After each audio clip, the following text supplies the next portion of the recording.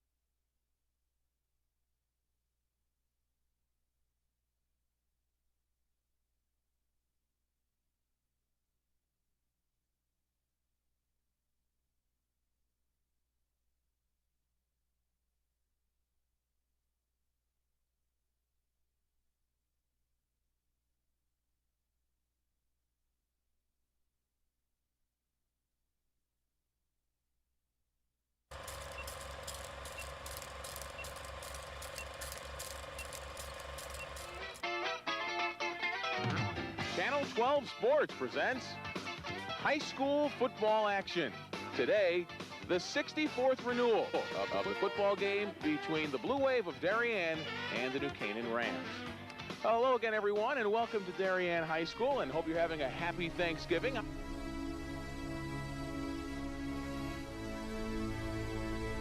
And Lou Marinelli just took a bath.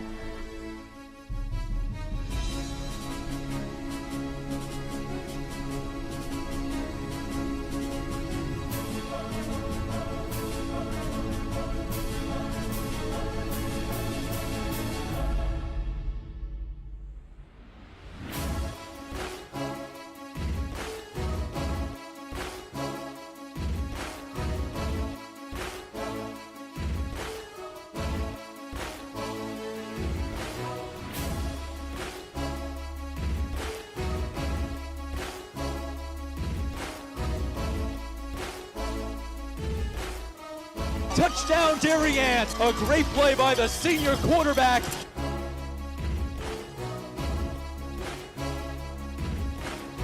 The 5, touchdown New Canaan!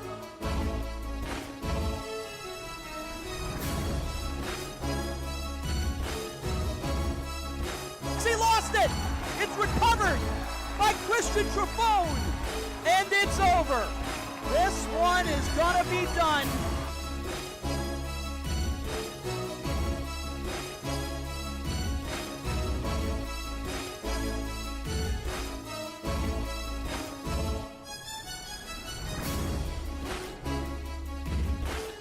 Owen Shin hitting the hole, and he's gone for a touchdown. Punt over the middle.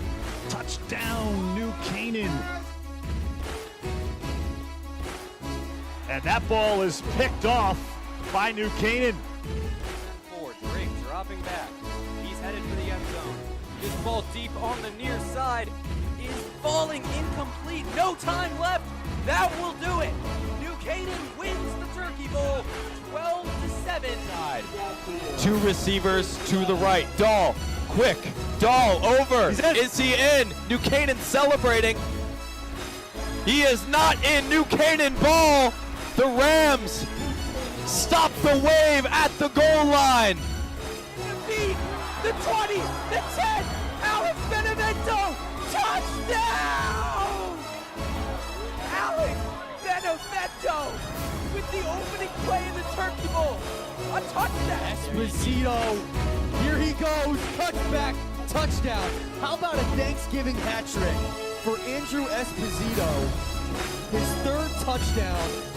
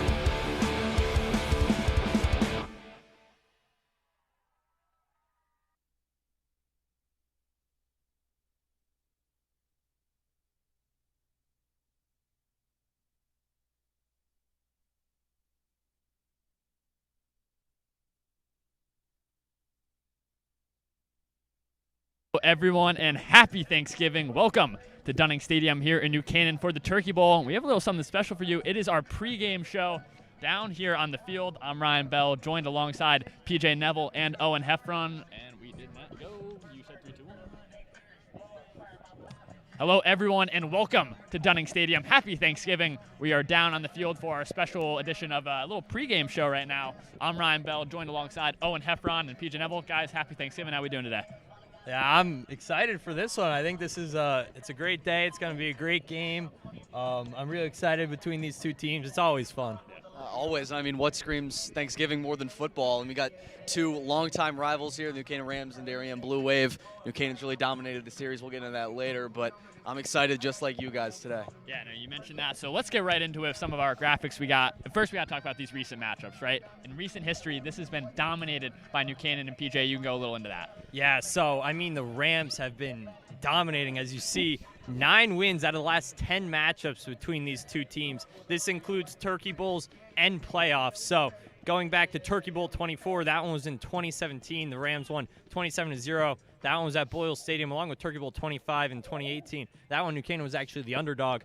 2019, it was kind of up in the air who's going to win that. And New Canaan came in and really dominated. Turkey Bowl 27, that one in 2021, of course. In 2020, it got canceled due to COVID.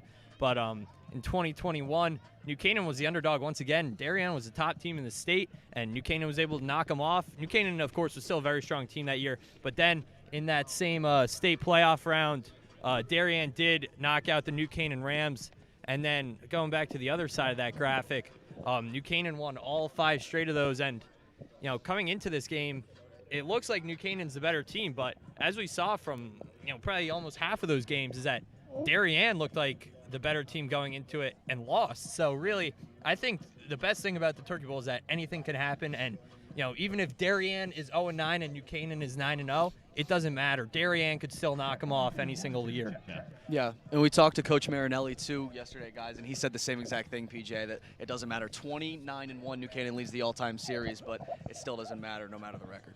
Yeah, so that was it for our recent matchups. Talk about the weather right now. It is beautiful. It's a nice little Thanksgiving morning. The sun is out, nice and crisp. But for a little more on that, we have Neve Segal on the sideline to give us the weather. Neve. It's a change of scenery here at Dunning Field this year. It's much warmer and it's less cold, wet, and rainy. It did rain last night, but the field's pretty dry today. You know, kickoff temperatures in the mid-40s. It's a good day for some Thanksgiving football. Back to you guys. Thanks for that, Neve. And yeah, again, it's a perfect day for some football. That crisp, late November, it's in the air, and it's going to be an exciting one. So away from that, let's talk about the game a little bit. And obviously, injuries, you know, they happen all the time, all season for both these teams. Maybe more for New Canaan, more so than Darien. And for more on that, we have Claire Hickey down on the sideline to talk about some injuries. Claire. Thanks, guys, and yeah, happy Thanksgiving. Hope you all enjoyed a little bit of that pregame show right before this. Let's get into the injuries. For New Canaan, we have 2 people not playing. James McInerney and Shane Whartonby, both out with knee injuries. And for the returners, we have Andrew Esposito, coming off a shoulder injury, but is ready to contribute to this team today. We also have Peter Brandt with a foot injury and Bennett Hegel with a lingering groin, but is ready to punt and kick today. Along with Darien, we have star senior captain Wes Scallon, who has been out since week 1 with a concussion. He has been punting, but today we got a little hint of him in warm-ups and look like he'll be back at safety. So that's it for the injuries. Everyone's a little bit banged up, but back to you guys.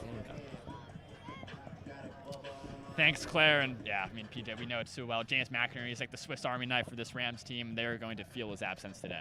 Yeah, and on Darien's side, Wes Scallon being back is huge. Hasn't played, like Claire mentioned, since week 1, dealing with the concussion. Only been punting, but he made actually 2 touchdown-saving tackles on Andrew Esposito last year in the Turkey Bowl. He ran for 4 yards, or 4 touchdowns, excuse me. Didn't really make a difference, but it's big for him to be there in the back end for Darien. Yeah, so the injuries will play a key part in today's matchup. Let's talk about the offenses of both teams, and more specifically, the running backs. PJ, I'll start with you. It's the New Canaan man in the backfield. It's Henry Stein. Yeah, Stein, a real hard-nosed runner, right? He's one of those runners for New Canaan that you love to have, and he's very, he fits the mold of a New Canaan running back, a guy who is not trying to break it outside every single play. He's going up the gut. He's trying to get 4 or 5 yards a pop. He's content with that. You see 1,023 scrimmage yards. 900 of those are on the ground, only 123, I think 124 in the air on 113 touches. He's almost averaging about, I think it's a little over 8 yards per carry, which is phenomenal. He leads the team in total touchdowns with 9. So Henry Stein, a phenomenal athlete, and really what you love to coach as a coach, I'm sure Coach Nugent loves him and Coach Marinelli as well, because he's so hard-nosed and he loves to just pound it up the middle. Yeah, but Owen Darien's got a guy in Rowan Levine. Yeah, Rowan Levine is the senior running back for Darien, number 12. He only got 20 carries all of last year during his junior year. Now he's splitting with Liam Bortel. Liam Bortel does have more carries than Levine, but it's Levine with those explosive runs for Darien that's really made the difference in those games. He's also a receiving threat as well. Just a few weeks ago, he had 2 catches for over 20 yards. Both of them were touchdowns to add to the 4 total touchdowns for him. Bortel, the second back, did not have a good Turkey Bowl last year. 2 fumbles, 1 inside the 5-yard line. It was kind of the nail in the coffin for the Rams last year. But look for Levine to try to get through that New Canaan front 4 if he's able to work past that offensive line. Yeah, and you see the Rams going back into the locker room. Let's keep it with the offense, and PJ, the receivers. New Canaan's got their guys. Andrew Esposito, the all-state man. Yeah, how could you mention this New Canaan team without mentioning him?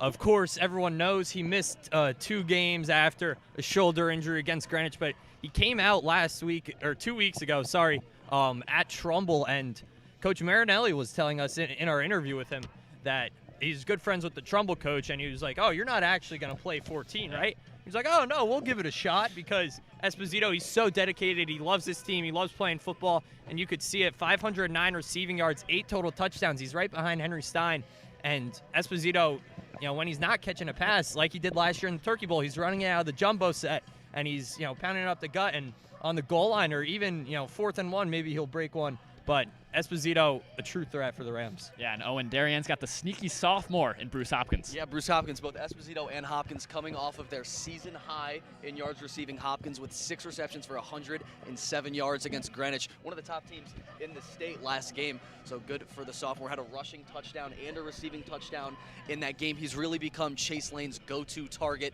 who we expect to start today. We'll get into that Darien quarterback situation in just a little bit. But yeah, number 10, the sophomore, Bruce Hopkins. Look out for him today. So going from offense to defense, PJ, you can't talk about New Canaan football without mentioning the defense in Crystal Vestry. Tell me a little bit about them. Yeah, this defense is their MO. You see 6.3 points allowed per game. And New Canaan, they actually let up a season-high amount of points in 13 last game against Trumbull, which is still ridiculous if 13 is the most points you're letting up in a season.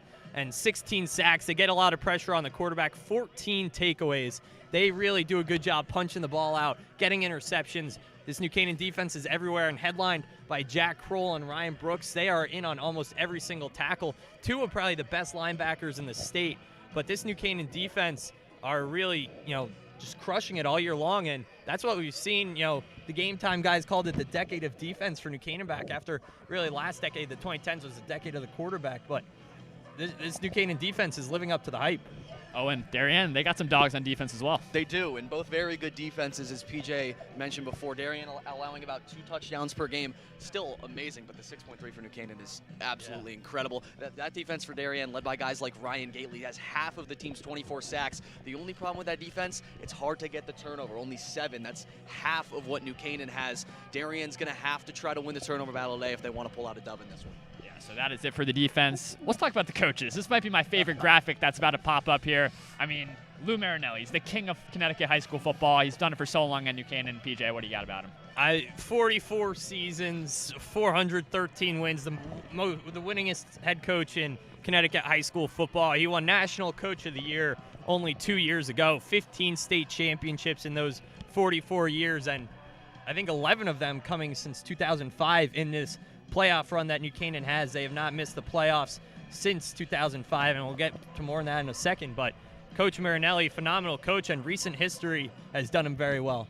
And Owen Darien, they got Andy Grant. How about him? They do, and he and Coach Marinelli were talking to Marinelli yesterday. They are good friends. Of course, nowhere near the stature Andy Grant is of Coach Lou Marinelli. 3 seasons, 25 wins in 3 seasons. Definitely not bad. However, has made the state championship the past few years, has lost to Lou Marinelli's Rams. Looking for his first Turkey Bowl win. Today, though, is Darien sitting at 6-3 on the year.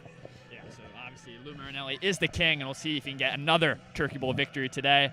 So, Owen, Darien, there's 2 quarterbacks on this roster, and you know this year it's kind of been going back and forth. So tell me a little bit about the 2 guys. Yeah, so they started off the year with quarterback Jay Francesi, the senior, rocking number 32.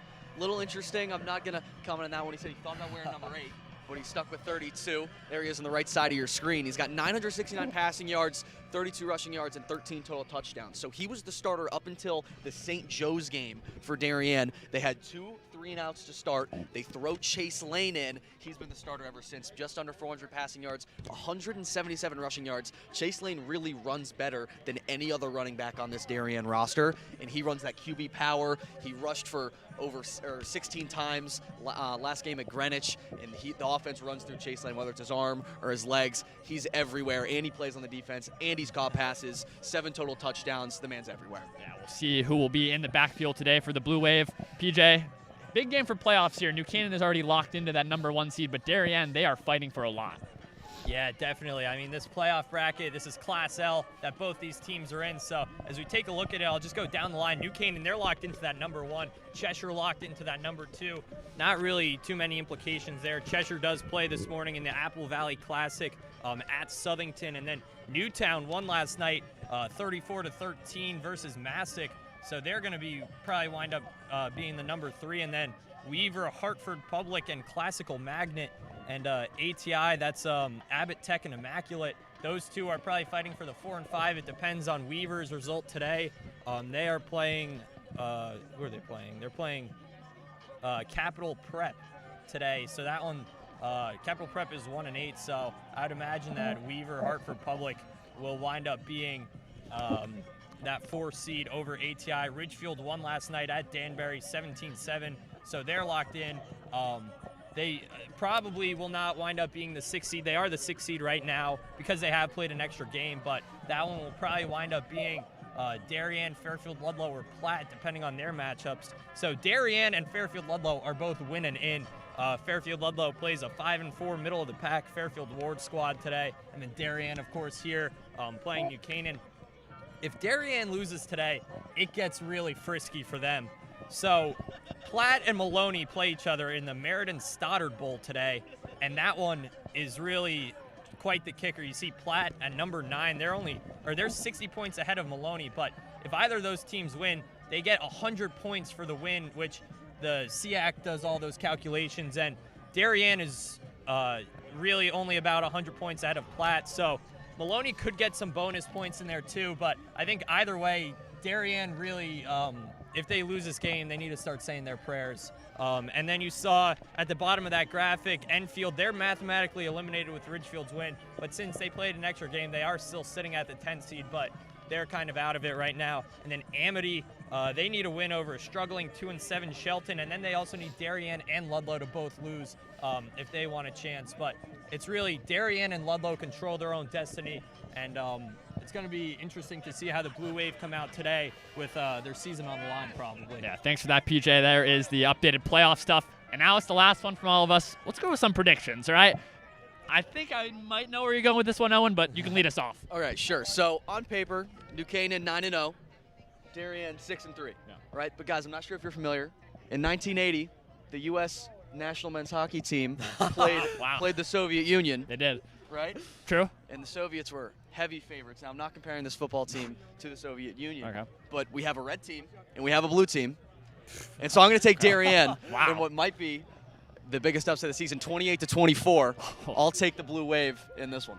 BJ? Yeah, so, I mean, #1 team in the state. This could honestly be maybe the best New Canaan team in the history of the school.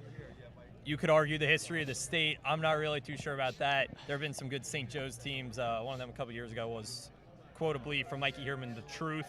But I got to go with the New Canaan Rams. Let's go. I got them 21-7. Let's go, Rams. All right, PJ, I like that. I don't think I'm going to top that. I'm not going to put that helmet on or attempt to put that helmet on. I will keep it clean. Give me New Canaan 24-7 here. You know, I was going back and forth. I was thinking 24-10, but Owen, I know you guys don't like to kick field goals and rarely ever do. You don't. I'll just put it frankly, you don't. Past 2 years, not one attempt for Andy Grant. Yeah, so I'll give you guys a touchdown. You know, maybe it's 24-0. You get one at the end, but regardless, give me the Rams 24-7. So a nice 2 for New Canaan, 1 for Darien. I think that is the expected split. And that'll be it for our little pregame show. A lot of fun down here. Big thank you to the crew that helped set this up and all the prep that we did. We have 2 fun videos to play and a little thankful video from some of the players. We're going to head up to the booth, and we will see you for the start of the game.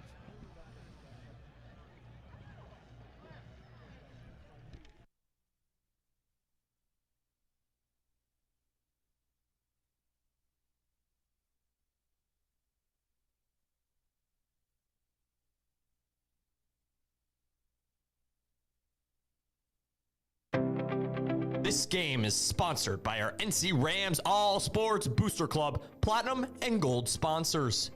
We would like to thank our Platinum sponsor, Dr. William Fessler of Fessler Family Dentistry, the dental office for your entire family's dental needs. At William Fessler Family Dentistry, smile, you're in good hands. We thank Platinum sponsor Frangione Engineering. Are you planning on putting in a pool or an addition onto your house? Are you having drainage issues on your property? Frangione Engineering can help you find a solution.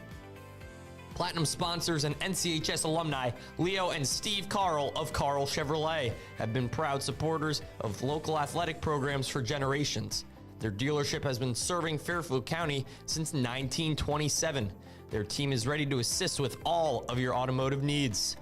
We thank Platinum sponsor Manfredi Jewels. Manfredi Jewels, your local official Rolex jeweler, is excited to continue carrying the finest jewelry and watch brands and welcome the New Canaan community into their newly renovated store. Go Rams! We thank Platinum sponsor Renaissance Partners, a family-owned and New Canaan-based residential building and remodeling company serving all of Fairfield County.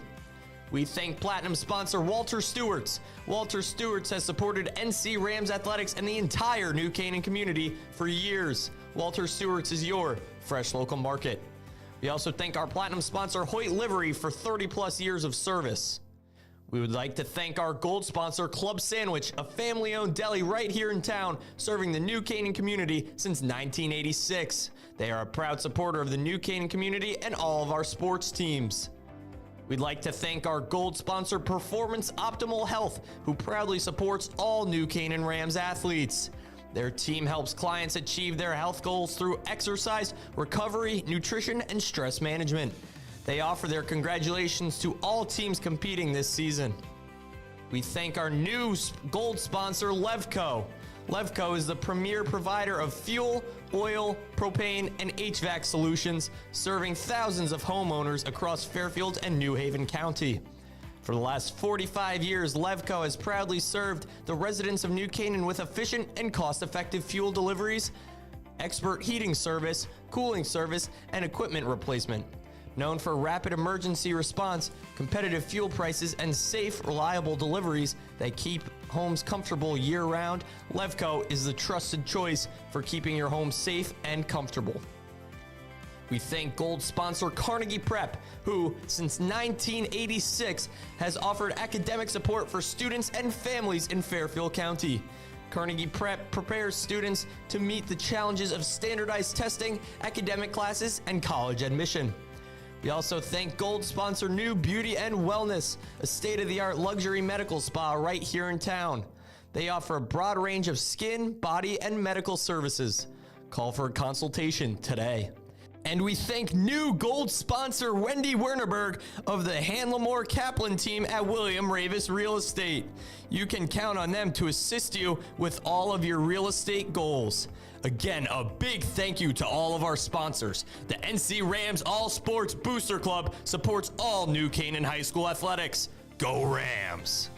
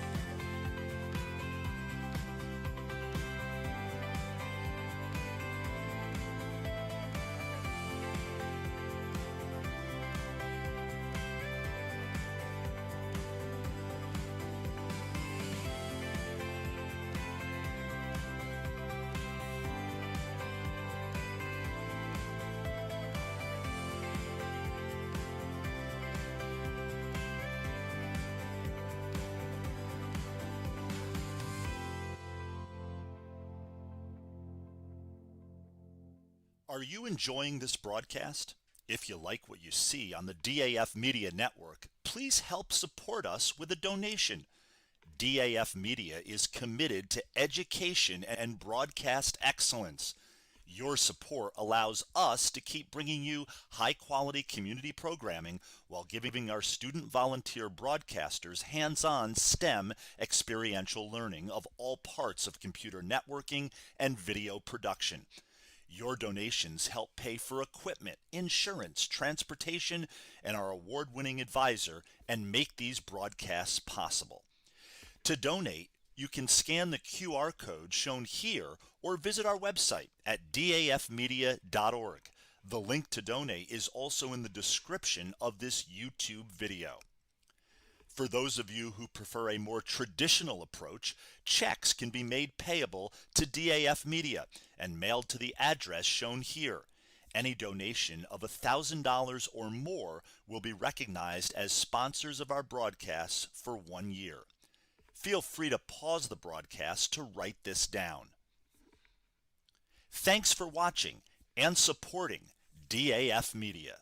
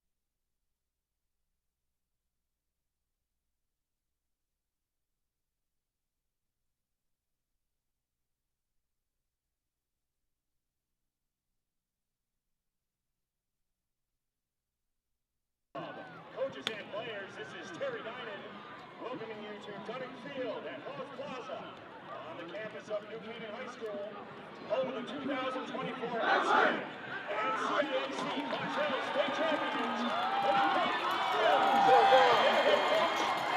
New Canaan Today, the Rams take on Darien High School in the 31st annual Turkey Bowl.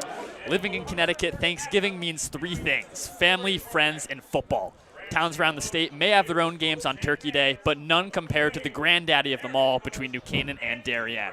In these two towns, you either bleed red and black or blue and white, and for the 31st year, the Turkey Bowl has its home right here at Dunning Stadium. Hello, everyone, and happy Thanksgiving. We'd like to welcome you up into the broadcast booth. I'm Ryan Bell, joined alongside Owen Heffron and PJ Neville. Boys, happy Thanksgiving. PJ, happy birthday. How are we all doing today? Happy birthday, PJ. How we all doing today, boys? Good, good? Good. Great, yeah.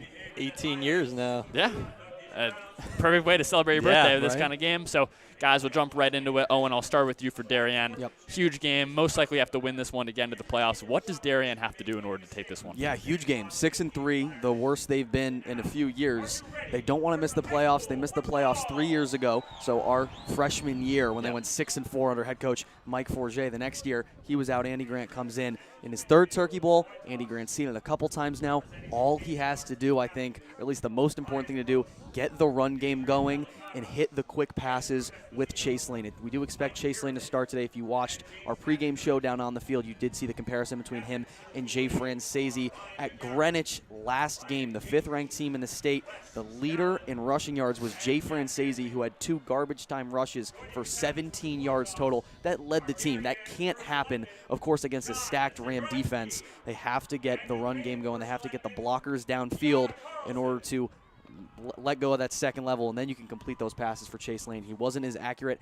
as we saw him before in that game against Greenwich. So Chase Lane got to make stuff happen with his running backs and then hit the quick passes as well, tire out the New Canaan defense. And PJ, as for the Rams, what does New Canaan have to do? As you see right now, coin toss going on with all the captains in the middle. But for New Canaan, what is important for them to pull out a victory today? Yeah, I think really there's 2 big keys for New Canaan. The first one is to play mistake-free football. You saw in that game against Greenwich 5 delay of game penalties. If you have that against a Darien team and Darien brings their A game, you're going to be in deep trouble. So I think New Canaan just play smart, play mistake-free football, and athletically, New Canaan probably does have the upper hand in this game. So it is going to come down to the Rams and Darien kind of capitalizing on their mistakes. And then secondly, I think you got to play smart in the secondary. The Rams, without James McInerney, he's got a knee injury, so he's out today. Coach Marinelli said that he's day-to-day, hoping to maybe have him back for a game on Tuesday for the state quarterfinals.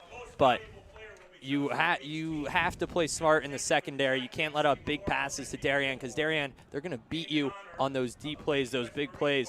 They really, I think, don't have much of a chance if they try and just inch up the ball, because guys like Ryan Brooks and Jack Kroll are going to shut it down every single time for New Canaan.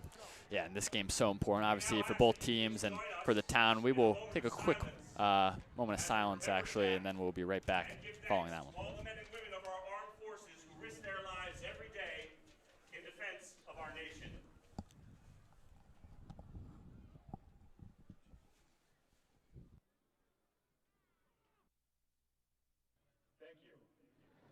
We now ask that you please remain standing and remove your hats to honor America with the singing of our national anthem. Please join New Canaan High School students Morgan Pitts, Frankie Limoni, Sarah Savasoglu, Jack Dooley, and Andrew Milai with their rendition of the Star Spangled Banner. Oh, say, can you see by the dawn's early light what so proudly we hailed at the twilight's last gleaming, whose broad stripes and bright stars through the perilous fight o'er the ramparts we watched were so gallantly streaming that the rockets red glare, the bombs bursting in air, gave proof through the night that our flag was still there. Oh, say does that star-spangled banner yet wave?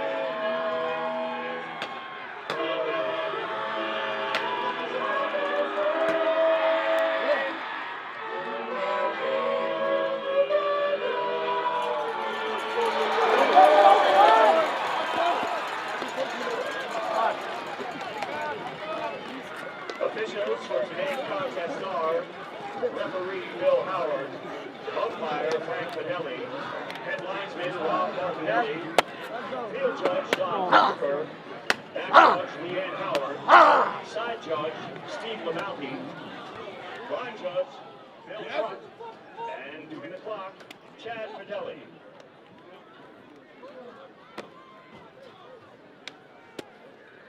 So welcome back from the national anthem there.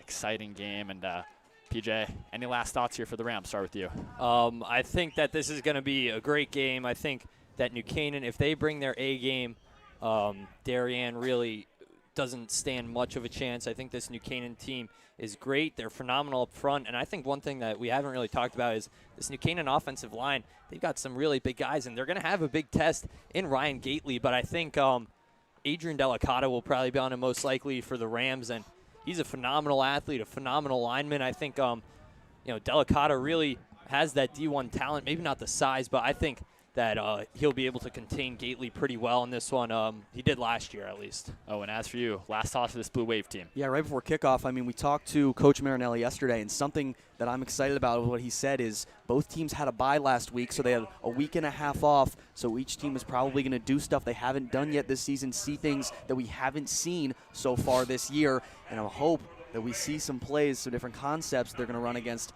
one another. Yeah, we get ready for kickoff. Of course, flashbacks to the 2 years ago when Canaan had the kickoff to start the game. Alex Benevento, the touchdown. Yeah. Bell, you were on that call. I was. That was an exciting moment. I was not ready to call that. I'll tell you that much. That was first thing. So here we go. New Canaan in the black, Darien in white. It will be Bennett Perticello kicking today. He's got the duties after Neil Aurora did a great job this year. You know, Perticello was banged up a little bit with some injuries, but he's back kicking off. You got Henry Jeffers and Rowan Levine back there for the Blue Wave. Crowd hyped up, student sections on both sides. Here we go, Perticello will boot that one towards that left side around the 20. That will go out of bounds, and that will draw a flag. So Darien will start with some good field position, and out will come this Blue Wave offense. And Owen, if Darien's going to win this game, they got to put points on the board. Yeah, and they have to, and that goes through Chase Lane. Like we talked about, the recent Air Force commit was a Holy Cross lax commit.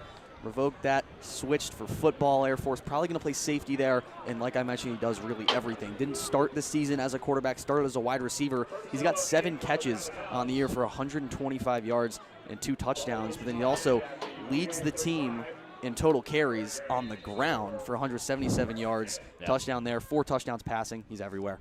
So it will be Lane in the gun. Take Henry Jeffers to his right. First play, Lane keeps it, using the legs on the read option. Nice gain there, chunk yards, getting about 7 or 8 there. And PJ, we talked about in the pregame show a little bit, this Rams defense is ferocious, but they're going to have to stop the run game from Darien. Yeah, this Darien run game is strong. Of course, we talk about Chase Lane. Runs more probably than the Darien running backs, and Rowan Levine, a very hard-nosed runner. Looks like Henry Jeffers back there, and then Bortel. Really, all of these Darien running backs can get it done on the ground, and these New Canaan linebackers are strong. So Darien really going to have to take what the Rams give them. Yeah, and Luke Jancarelli is starting back there at safety. As you mentioned, no James McInerney today, so the senior Jancarelli getting a big start. There's the handoff to Jeffers right around that first down marker. Looks like he'll have just enough to move the chains early on for Darien. So 2 plays and now a first down for the Wave. Good start here. Yeah, and I think also one more thing to mention, which is probably good for Darien, is that Shane Whartonby for the Rams is out. Shane Whartonby unfortunately tore his ACL in that Greenwich win for New Canaan, but he was a phenomenal, he was having a great year on the defensive line, and now it's Grant Hickey that's stepping in for him, who has also done phenomenal, but the Rams going to need some rest up front too. And we see Charlie Golden come in as one of the tailbacks here alongside Bruce Hopkins. That's something, like I mentioned, that we haven't seen from Darien so far this year. It's going to be the handoff direct, and there's a bunch of Rams. I mean, that's what we know from this New Canaan defense. Chris Silvestri, he teaches every hat to the ball. It doesn't matter where you are in the field, you got to stop the ball carrier. Yeah, definitely, and I think Jack Kroll and Ryan Brooks really received that message. We've talked about it in probably every single game. Yeah. They are everywhere. They are heat-seeking missiles, and I think, you know, maybe Coach Grant putting Golden in the backfield kind of as a fullback to, you know, almost, I don't want to say headhunt, but basically headhunt Jack Kroll and Ryan Brooks and try and stop them making tackles. So now Bortel in the backfield to Lane's left. Lane is going to keep this one fake to Bortel. Nice job by that Rams defense. They were not fooled by that, and everyone getting down there for New Canaan. Mike Harris and a bunch of the linebackers getting in there for New Canaan. Yeah, once again, I think New Canaan just controlling Chase Lane. He's going to be the guy that beats this Rams squad. It's not going to be running it with the running backs every single time out of the backfield. It's going to be Chase Lane doing it with his legs, and then maybe some trickery even, and he'll toss it up in the air. But I think really Chase Lane is going to be the reason why Darien wins or loses this game. Yeah, absolutely. And I mentioned it before, but he has to complete those passes, and they're getting more comfortable with Lane in recent weeks through the air. He had 31 passing attempts against Greenwich last game. He had 33 up until that point total. So here we go, Lane. He's just going to throw that little swing pass out to Jeffers. Nice job by Jeffers. Makes a big cut.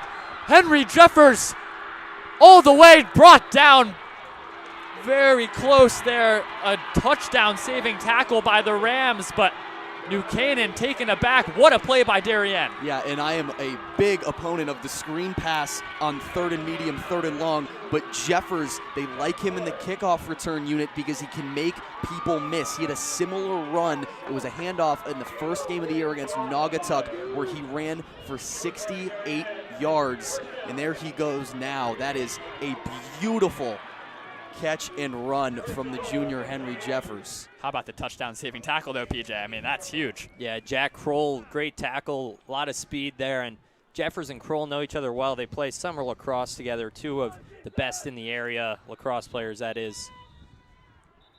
I think we'll get a timeout. Field. Darien called it. Yeah. They set up there on the split back with Golden again at the fullback position and Hopkins in as the running back. I want to see how Andy Grant is going to run that formation this game. And like you mentioned, Charlie Golden out there, PJ, headhunting. He's probably going to try to get that lead block and open up the hole on the upper level in the linebacking spot. Yeah, I mean, we were talking about in the pregame show. I mean, Chase Lane, he has a good arm. I know we were talking about that before, but normally not the best thrower. But when you're giving them little screen passes, it can set up everything. And I think that definitely took the crowd and the players by surprise. So that screen worked. See if we get a replay. Yeah, maybe we can get that up. But, I mean, still, regardless, what a play there by Darien. Yeah, definitely. I think Darien coming out and kind of shocking New Canaan a little bit, driving all the way down to the Rams' 8-yard line. So it's gonna be interesting to see how Darien performs in the red zone, where New Canaan has been shutting down teams left and right this season. Yeah, so we'll be playing in the gun with Golden and Hopkins surrounding him. Golden motioning out to his left. Lane's going to keep this one in the quarterback power. He's going to try and get a little something there, but again, everyone in there from New Canaan, Grant Hickey, and a couple other guys. Yeah, and I think Darien really running the ball so far. The only pass is the screen pass outside to Jeffers where he was able to break it big, but Darien really trying to emphasize the run with Lane and with their committee of running backs. I think they've had 5 different players in the backfield so far this game. Yeah, the offense in general from last year for Darien has been down in both passing yards per game and rushing yards per game, but they are definitely have turned into a run-first offense under Chase Lane, which is not what we saw last year under Ben Rolap. It was Lane. Bortel, that snap was early. Lane's just going to have to pick this up. He's not going to get anything out. It flagged by the far official over there, but a little miscommunication by Darien. There's, trying to get some pre-snap motion going on. The center snapped that one early. I think that's miscommunication between Cavolo and Lane there, but Lane is lucky to have gotten that ball back. We saw in last year's Turkey Bowl when New Canaan was up, I believe it was 24-0 at that point, and Darien finally drives down the field, and they do a speed option to Liam Bortel, who drops it on the 5 and turns it over. They can't have red zone turn. They can't really have any turnovers, especially one in the red zone when you've had such a promising opening drive. Yeah, so it was an illegal shift was the call. Right now, ball hasn't been moved yet. Ref's going over. He's talking to near side official. Take a look at the replay there. Just simple miscommunication. Lane lucky to get on top of that one. I mean, if that takes a bad fall off a knee or a body part, it could have been picked up by a Ram. But we'll stay with Darien. So I think they'll have this one from about the 12. I think it's second down. Yeah, still. So. Yeah, so Maybe we'll see a pass play here from Darien. Maybe. I don't know. They already got the screen going on, Yeah. so here's Lane. We'll keep this one. Another quarterback power going to that right side near the B gap, but he's taken down by that. Yeah, it looks like Mikey Hierman in there, and he's been off the edge today a lot. I've seen him getting into the backfield quite a bit, and he's a captain. There's a reason why he's committed to Amherst. I mean, he's a phenomenal athlete.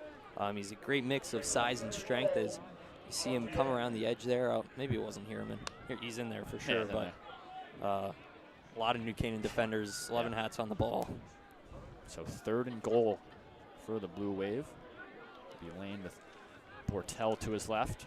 4 wide receivers set here for Darien. We'll see if the Canaan DBs really have tested Lane. He's dropping, looking towards the end zone. He's got no one rolling up, and he's brought down. It's that big Rams defense, and how about it? We keep bringing him up, Jack Kroll. Yeah, it looks like the Rams put Jack Kroll in as a spy on that play. Is this a field goal unit? I think it is a field goal. It looks like Darien will attempt a field goal for the first time in 2 seasons. Wow. Never know. Maybe it's a fake. That would be something. It's going to be Gannon Collins, the junior, to take this one. This is history, right? This is the first Darien field goal attempt. So here we go from Collins. Kick is up. It looks wide, and it is wide. So Darien cannot convert on the 27-yard field goal. They had the good play on that screen to start it, but no points. The New Canaan defense holds, and we stay at 0-0. And that's rare for Collins. I mean, that is pretty much not far off from where he kicks an extra point. And he's a former soccer player. He's been getting it done off the boot all year long. And they finally attempt a field goal, and I don't think Andy Grant is going to have one. He's going to try one for the next 5 years now. Yeah. So no points for Darien, but PJ, the New Canaan offense takes the field, and they're led by the junior Maddox Hoffman. Yeah, Maddox Hoffman, he's really coming to his own as a quarterback. He was a little touch and go at the start of the year, but now, ever since probably that Greenwich game, I think no pressure is too much for the Northwestern baseball commit, and he's phenomenal. He does it in the air, he does it on the ground. He's a real dual threat quarterback. Yeah, so it'll be Hoffman with Stein to his right. Expect a big game out of Stein today. First pass will be a pass. Hoffman rolling now. He's looking for Mazabris. See if that will be a catch or hit the ground. That official says that will hit the ground. Incomplete pass, but early target for Brady Mazabris. And, PJ, he's one of these good players for New Canaan. I mean, he's an all-around guy. Doesn't get too many minutes, but when he's in, he makes an impact. Yeah, I love to see Brady out there. He's a real workhorse. Just got named, actually, lacrosse captain alongside teammate Blake Schwartz, and then Cam Lyden, Finn Roeder, and Cole Campese. But Mazabris, a real great hard-nosed player. And, Brady gives 110% every single play. So now Hoffman looks like Hegel to his right. Will be a handoff to Benny Hegel trying to get around to that left side, and he's not going to get anything. Nice stop by the Darien defense. Yeah, the Darien defense, they are probably the best part of this Darien defense is that front 4 with Gately, Reeser, Golden, and then a combination use Jaden Herron in there, Blake Wilson in there from time to time. They've been good at stopping the run. Of course, Stein is an amazing runner. Has had, I believe, 4 games of 100+ rushing yards this year, and I'm surprised that they haven't given him the ball yet on this drive. So 5 wide for Hoffman on the 3rd and 9. You see Jake Valente in there, the big tight end. He's back. Looks like Darien jumped. Yeah, might have jumped. A little hard count from Hoffman, so should give the Rams 5 yards and make it a little more manageable in a 3rd and 4. That can't happen, and that happened against Greenwich as well, with Charlie Golden actually getting back-to-back offsides penalties inside the 10-yard line, what led to a Greenwich touchdown. And when you're able to stop the Rams on 2 consecutive plays, giving 1 yard, now you make it 3rd and 9 to 3rd and 4. You're giving Lou Marinelli too much to work with, and that's not what you want. You saw Ryan Gately very frustrated that time. Yeah, new formation for the Rams. Not going to go 5 wide anymore. Opens up the playbook so much on these 3rd and shorts. Hoffman is going to roll to his right, and there's heavy pressure, and he goes down. Big play by big Ryan Gately, and Darien got a little 3 and out there. Yeah, Ryan Gately he's not a captain on the roster. He's the captain of this defense. It doesn't matter what they say. He's hyping up his peers over there in the student section. 11 sacks now on the year. Team lead by a mile. His 17th TFL. for this Darien Blue Wave team. The Air Force commit is unstoppable as he just shoots through the B gap there. There's Perticello. It's Jeffers back there. Nice roll on the punt from Perticello. Still rolling a little bit. Will be down pretty much at the 45-yard line there, but again, it'll be good starting field position for Darien. And Owen, you got to imagine, you get that stop from your defense, I think your offense could do a lot there. Yeah, I was just about to say, the momentum is obviously the biggest thing between both these teams. And I know Darien missed the field goal on the first offensive drive, but you go and you do something like that. Ryan Gately putting it in his own hands and then going and hyping up his crowd is exactly what you need. You know the sideline is ready to come out, ready to make some plays, and they were up until, you know, the illegal shift. The mistakes is just what's hurting Darien right now. I liked what they did on their first drive, and I think they'll be able to keep it up with Chase Lane under center. We'll see what Chase Lane can do on his second drive here. Obviously, the big screen pass on the first play brought Darien into the red zone, but a couple mistakes there and a missed field goal. How we're at 0-0 right now. As Lane with Bortel to his left. Rams showing a little pressure. Will be a handoff right up the gut to Bortel, and everyone on that New Canaan defensive line, the backers getting in on there, making sure to not commit any penalties after the play. Yeah, we saw that against Greenwich. I think maybe it was Ryan Francis. He had wrapped up on the tackle and was kind of just driving, and referees blew the whistle and then gave him a penalty after the Greenwich player fell. Yeah. So obviously not trying to get any penalties. I'm sure they all got chewed out by Coach Silvestri after that. All in good love, though. And then, you know, just that New Canaan defense, everyone in there, Jack Kroll, Ryan Francis, Grant Hickey, Ryan Brooks, everybody seems to be in on this New Canaan defense. Bortel got about a yard there, bringing up a 2nd and 9. Little shift over there from McGarren. He's going to get it on the quick touch and putting the shoulder down, but again, he's might only get another 1 or 2 yards there. It's short increments. He almost steps over Dante Marsilli over there, but we'll bring up a 3rd down for the Wave. McGarren has gotten a lot of those sweeps out front of Lane. The two are lacrosse teammates. They played sports together since they learned how to walk pretty much in the town of Darien. So 3rd and 6 for Lane here, and I expect a pass maybe to the outside. He likes Hopkins a lot on the little out routes, Benedict as well on the near side. You see McGarren in the slot. He could do something down the seam as well. Hopkins is by himself over there, guarded by the junior Marsilli. McCann's got to be where the short passes it. Burnt them on the last one, so here's Lane dropping back. He's not going to go short, he's going to go long. That one tipped up into the air. It was a dangerous pass. You got Charlie Koch back there along with Blake Schwartz. Dangerous pass, but falls incomplete, and the punt unit comes out for the Blue Wave. Yeah, Blake Schwartz, a phenomenal defensive back. He's got 3 interceptions on the year, and it seems like whenever the ball is in the air and it's going deep, Schwartz is there to break it up. We'll take another look at it. He had the game-sealing, or that's the run from Bortel, but Schwartz had the game-sealing pick against Greenwich, and he's a phenomenal athlete. He's everywhere. Once again, another 110% every single play kind of guy.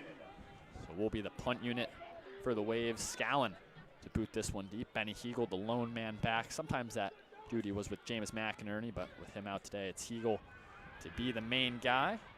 He'll fair catch this one about the 15, 16-yard line over there. And Hoffman will come out for his 2nd drive, and PJ unsuccessful on the first one. The Darien defense forcing the 3 and out. So what do they got to do in order to get some big yards here? You got to give it to Henry Stein, right? You know, point blank, Henry Stein needs to touch the ball this drive at least once. I'd like to see it probably twice. Just, you know, run it up the gut with him. Maybe try and go off tackle, but you got to give it to Stein. I'd like to see it up the middle, and then maybe if you get stuck on a 3rd down, look for Andrew Esposito. I don't think many guys on this Darien side could really guard him. Maybe if they double or triple team, but Esposito and Stein have to be your go-tos here. Yeah, no touches for the top 2 offensive weapons, and Stein's coming off of a game where he had 188 rushing yards, the season high for him. Well, ask about him. He's going to get the ball there. Stein making a nice little jump cut. He'll have enough for a 1st down going along that far left sideline. Oh, hey guys, you're just talking about him. There is Henry Stein getting a big pick up there. Enough for a 1st down, a little bit more. And hey, you give the ball to the star player, he's going to make some plays. Yeah, and I love that play right there. Henry Stein, they just give it to him looking to get up the gut, maybe only 4 or 5 yards, and then all of a sudden, it seems like the offensive line kind of parts the Red Sea for New Canaan, and Stein makes 1 man miss, makes 2, and then all of a sudden, he turns a 5-yard gain into a 20-yard gain. Yeah. Ask and you shall receive with Henry Stein back there.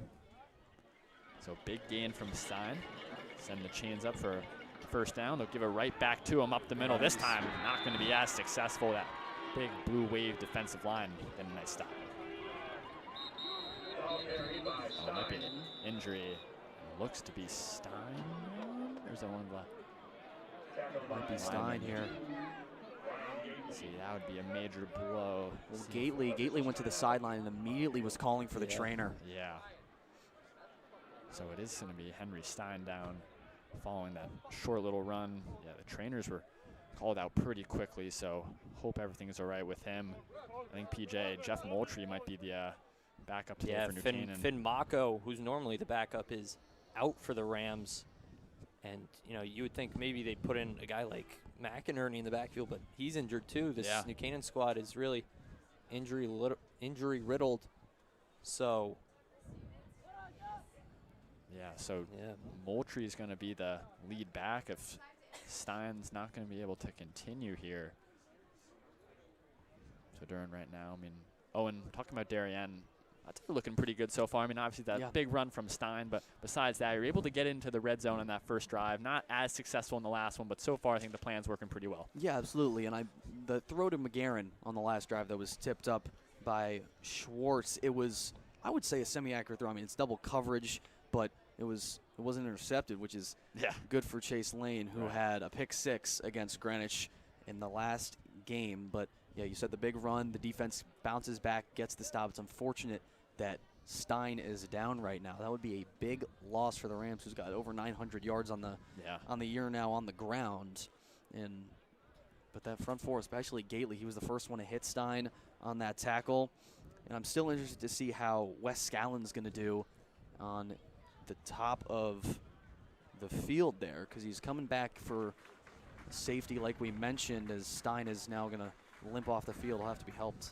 Yeah, so Stein, some of the assistants from the trainers walking off with his helmet, in his hands and the trainer's hands. So it's going to be Moultrie and PJ. I mean, you're just talking about it. I mean, you think about guys that are going to be in the backfield. He might be the fourth option. I mean, third running back, but McInerney might, get most of those carries. Even a guy like Espo, too, if you line him up back there. I have a feeling that he's going to wind up back there a little bit. Yeah. But right now it will be Jeff Moultrie. And you could also put Jack Kroll back there. He's a phenomenal athlete, and I'm sure he's going to wind up being kind of their wildcat guy next year in the jumbo. So I would imagine Espo back there. Espo's back there right now in the cat. Espo lining up off Moultrie to his right. A little movement early. There's a flag. The ball was a fumble by Esposito, but the whistles blew first for a false start, and there was some pretty clear movement on that Rams offensive line. So 2 early snaps, it looks like. I think the false start is what caused the early snap there, but 1 for each side. You talk about Esposito on the Wildcat. We all know what he did last year. He's going to Villanova as a wide receiver. Didn't even have to catch a pass to put 4 touchdowns up on the wave, on the road in a torrential downpour of a game. It was a disgusting Thanksgiving. Something to note here, Wes Scallon off the field. It's Alex Marisi and Rowan Levine as the 2 safeties. I don't know what's going on. Why Scallon isn't on the field right now. So the penalty draws the Rams back 5. Quick pass over there from Hoffman. This is going to be a big gain for the Rams. It's Ryan Brooks rumbling, bumbling all the way to the end zone. Touchdown, New Canaan. And out of nowhere, it's Ryan Brooks to lead it off for the Rams. Ryan Brooks now leads this New Canaan team in receiving touchdowns. I'll tell you that right now, he does. He is phenomenal, and nobody expects him to catch the ball. It's Ryan Brooks. They line him up at tight end thinking that he's going to be a run blocker and that he's going to make a big block for New Canaan. And all of a sudden, they throw him out on a 2-yard hitch route. He turns around and takes it 30, 40, 50, 60 yards to the end zone for a touchdown. He had a 50-something yard touchdown against Staples. He had another one against Staples. He had a 2-touchdown game. He had one against Richfield. He is everywhere for this New Canaan team. Everywhere. Look at this formation. 2-point play. How about that from the Rams? Catching Darien completely by surprise. Jack Kroll gets that one. I mean, PJ, normally see that formation, they just kick the extra point out of that, but that time they go for 2, catching everyone by surprise, and 8-0 for New Canaan. I think Darien was just looking around thinking that New Canaan was going to motion back into the normal set, and then Jack Kroll snaps the ball, and that's why you have Jack Kroll as a long snapper, because he can make plays and he can snap the ball. As you see, Ryan Brooks here cutting through that entire Darien defense, and nobody's able to catch up to him. Ryan Brooks with the massive touchdown, and then Jack Kroll, just the two linebackers doing the scoring for New Canaan today. Well, yeah, it's 5 catches on the year for Brooks. All 5 of them have been worth 6 points. 5 catches, 5 touchdowns for the linebacker going to Williams, and I guess now the tight end as well. But a big thing, I mentioned before the play that Wes Scallon wasn't on the field. Yeah. Safeties are usually Wes Scallon and Chase Lane. Scallon dealing with the aftermath of a concussion. Chase Lane not playing safeties, is getting beat up at quarterback. You see Alex Marisi miss the initial tackle there, so you don't. Marisi's a wide receiver that converted in the middle of the season. If you have Scallon or Chase Lane back there, I think that tackle really gets made. Yeah, so Brooks taking that one to the house. He showed off the wheels a little bit there. PJ had a couple guys behind him. Normally not known for his speed, but when he's got to show it, he absolutely can put that one on. And then, I mean, the surprise 2-pointer, we have not seen that this year from the Rams. They normally kick it. They haven't even really done that formation this year. They did it a lot last year, but not too much this year. So it will be Perticello kick this one deep. His first one rolled out of bounds. This one's going to be caught by Jeffers. He muffs that one. It's right on the goal line. He's going to pick this one up. Sees Solert down there, and a couple other Rams making a big stop almost inside the 5-yard line there. Bad to worse from Darien right now.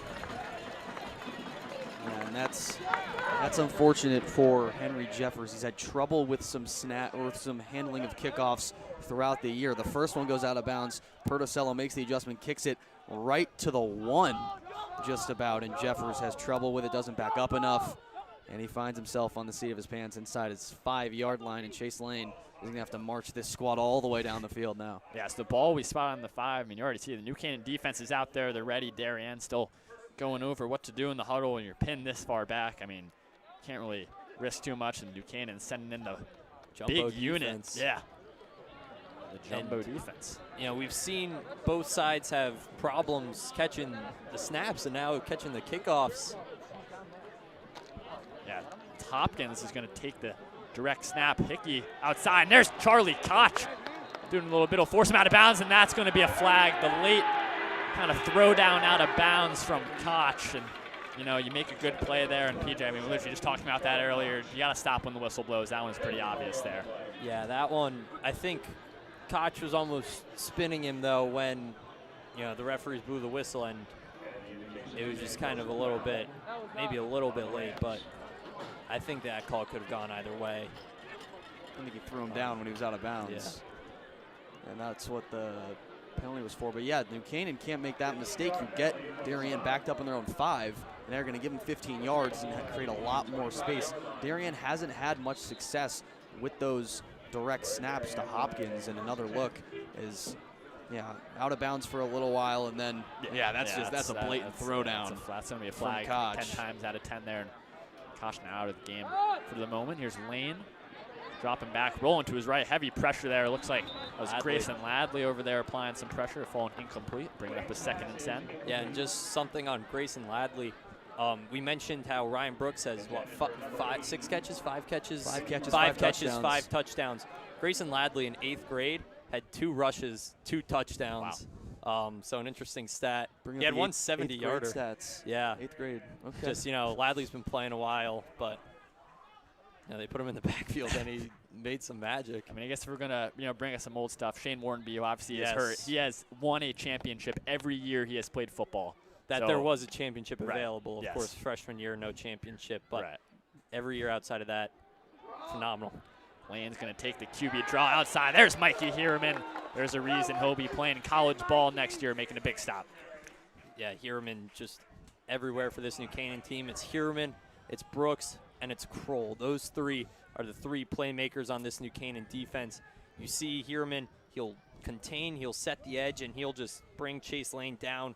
New Canaan knows that Chase Lane is trying to scramble. He's trying to run outside every single play. So Ladley and Hieroman, they're going to have contain. They're going to have to set the edge a lot. Yeah, and Kroll was the one that up the middle forced him outside and met with Mikey Hieroman, and that's not what you want to do for Darien. You want to create that 2nd level block downfield, open up the middle on those draw plays for Chase Lane. You don't want to have a draw go outside, because at that point, as you see, Mikey Hieroman will be out there pretty much 9 times out of 10. So 3rd and 11, Jeffers now in the backfield. Lane drops back, doing the screen pass. That's incomplete. I mean, Hieroman almost tipped that one in the backfield, and there's some heavy pressure over there on Benedict. So it will be another punt for Darien. The flag was not going to be a 3-and-out. Obviously, that flag from Koch, but yeah, nothing to show for Darien.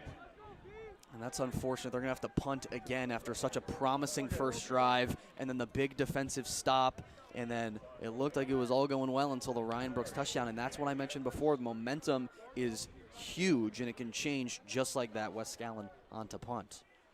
So Scallon will punt. Darien spreading it out. A little interesting here. It's Matt Reed back there along with Benny Hegel. Yeah, Reed, a big addition for this Rams team down the stretch. He came back against Staples and is a great receiver. He's really set to be that wide receiver 3 to start the year, and then of course had a collarbone injury which sidelined him all the way up until Staples. Then he came back against Staples, and he's a great receiver, but he's a great blocker too. He's a blocking receiver, and he makes some phenomenal blocks on the outside. I'm sure, I didn't see him on the Brooks touchdown, but I'm sure he did his due diligence. Yeah, so New Canaan will already start within the plus side of the field at the 47-yard line. So good field position for the Rams. They can try and get something going here, but and for Darien, they got to really dial in defensively. They do, and they have to convert on third down, and that's been a problem all year long. Only 30% they're doing so on their third try to get 10 yards, and that is not the best number. You see West Scallon back on the top right of your screen, back on the field, and that's what you want if you're Andy Grant. I don't know why he was off the field last time, and I think it's a big part of why Brooks was able to run so far. If that tackle isn't missed, it's still a solid game, but it doesn't convert to an 8-0 lead for the Rams. And if you're just joining us, Henry Stein went down with the injury a little earlier, so Jeff Moultrie has the lead back. Here's going to be a little touch pass out to Esposito. He breaks 2. Esposito turning a negative play where he could have lost 4 or 5 into a positive, gaining about 4 or 5 there. Just so shifty, Andrew Esposito. And we saw on the first play from scrimmage for Greenwich, he took that same play, but he took it for about 20 yards, made a Greenwich defender eat some turf while he was at it, and he makes 2 men miss, including Ryan Gately, who's had a couple big stops today. Yeah, it's hard to make Gately miss a tackle. Yeah. So Esposito got 5 on that one, so second down and 5 at the 42 for the Rams.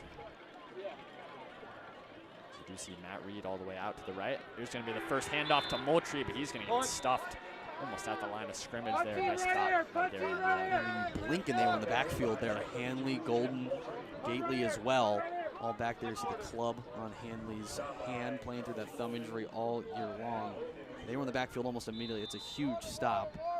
And so now it's 3rd and medium, and they need to make this stop as the quarter winds down.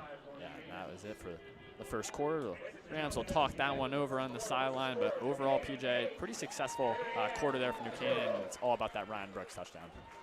Yeah, so it was really, at the start, it looked a little bit scary almost for the Rams. Darien had that one big play from Jeffers and a couple other good runs. They were able to get into the red zone, but then all of a sudden, New Canaan just shuts them down. There, of course, there was that penalty on that weird play with the snap and whatnot. But New Canaan shut them down. They missed the field goal, and then it's been all New Canaan since that missed field goal. Gately had that one sack and gave Darien a boost of momentum. But outside of that, it's been Ryan Brooks, Jack Kroll, and Mikey Hierman getting it done for the Rams. Yeah, and for Darien Owen, it was starting pretty good. Obviously, getting in the red zone, that first drive with the big play, missed field goal, and then it seems like it went from bad to worse in that quarter. Yeah, it did. After the missed field goal, they got the stop, like I mentioned, but then, yeah, it just hasn't worked well. They need this 3rd down conversion, and it's been hard for teams to convert on 3rd down against Darien, only 22% all year long. Yeah, so 3rd and 5 for the Rams on that last one to Moultrie. Didn't get anything, so it is Moultrie and Hegel in the backfield surrounding Hoffman. He'll drop. Hoffman throwing it down to Esposito. He's got Andrew Esposito. Big catch from Espo. Getting New Canaan into the red zone around to the 10-yard line there. And if O'Malley doesn't make that stop, Esposito's walking into the end zone. Yeah, I said it earlier. I'll say it again. None of these Darien guys can guard Andrew Esposito one-on-one. Not a single one of them. Not a single New Canaan guy either, besides probably himself, as you see that deep pass there. Esposito high points the ball, and O'Malley with a good wrap-up, but you cannot really play the ball on Andrew Esposito. He's got such a high vertical. He's got great hands that it's almost nearly impossible to knock it out. So I think a smart play from O'Malley just to tackle him. Here is a favorite formation of the Rams, little jumbo Esposito is by himself with a whole bunch of blockers ahead of him. Here's Esposito taking it to that left side. Get a little bit there brought down by a couple of Blue Wave defenders. This Darien team getting PTSD from that formation, I guarantee it. 4 touchdowns for Esposito out of that formation last year. He's going to jog off the field now, be replaced with George on the jumbo formation. Yeah, I like this. Dallas George on the freshman team last year, he was actually, I think, the starting running back, but I've seen clips. He was all over the field. He's a phenomenal athlete. He's great on the defensive side, and he's a great athlete for New Canaan. I love this, putting him in the backfield. Dallas George, ball's out. The ball was out. Darien thinks they have it, and they do. A red zone turnover for the Rams. It was Dallas George. Doesn't get the ball too often. They like the look that they had, but the ball comes out, and now Darien getting a little bit of luck.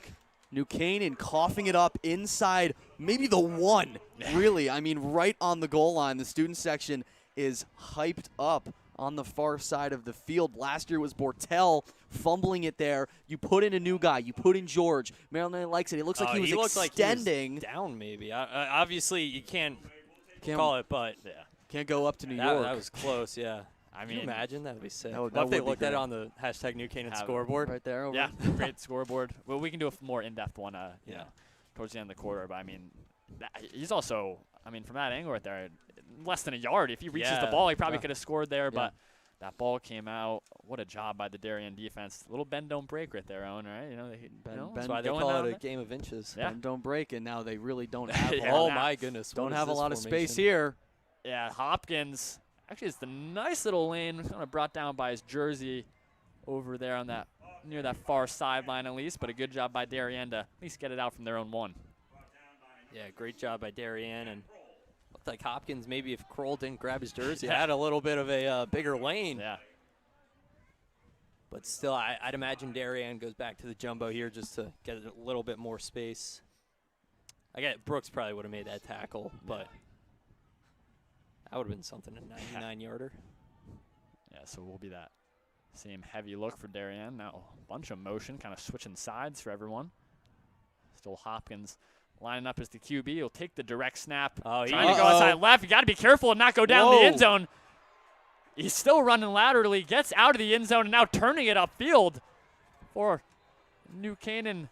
Defensive linemen are going all the way over there, but, I mean, it looked like could have been a safety there from Bruce Hopkins, but he's able to get out. Yeah, making magic happen there, and he was running along that goal line for way too long. Honestly, I don't know why he cut back there with Henry Reagan making the tackle there. I think if he accelerates down the sideline, hopefully we'll see it again on this replay. I mean, O'Rourke trying to get the the then he shakes one. I think he almost had him. Reagan nearly gets him. There goes Koch, who jukes. I think if he accelerates here, he can get by Reagan. Because look at how gassed Reagan is there on the ground. Afterwards, chasing him across the field horizontally. I mean, just played a full drive of offense. Now gets stuck on the defensive end and is chasing Bruce Hopkins left and right. Well, will be a first down for Darien. Showing pressure from Hierman over there. It'll just be a straight handoff up the gut. Tackle. Nice job by New Canaan. How about that from big Ryan Francis? Yeah, that's a great tackle from Ryan Francis. Able to just get his hands on him and swing him down. That's all you need to do when you're however big he is. I couldn't even tell you. But Ryan Francis, 6'3", 285 is at least what we have, but he could be bigger than that. He's a big guy, very scary to run against. In like 7th or 8th grade, we did some Oklahoma drills at Meade Park. It was not a good sight. Yeah, not a football player anymore. Not anymore. Yeah, maybe because of that. No, but Lane on the swing. That one incomplete, intended for McGarren. That almost a little bubble over there, but New Canaan defense, I mean, if that does get completed, they looked ready over on that far side. Yeah, and that's what I was discussing earlier, is they have to hit the quick passes.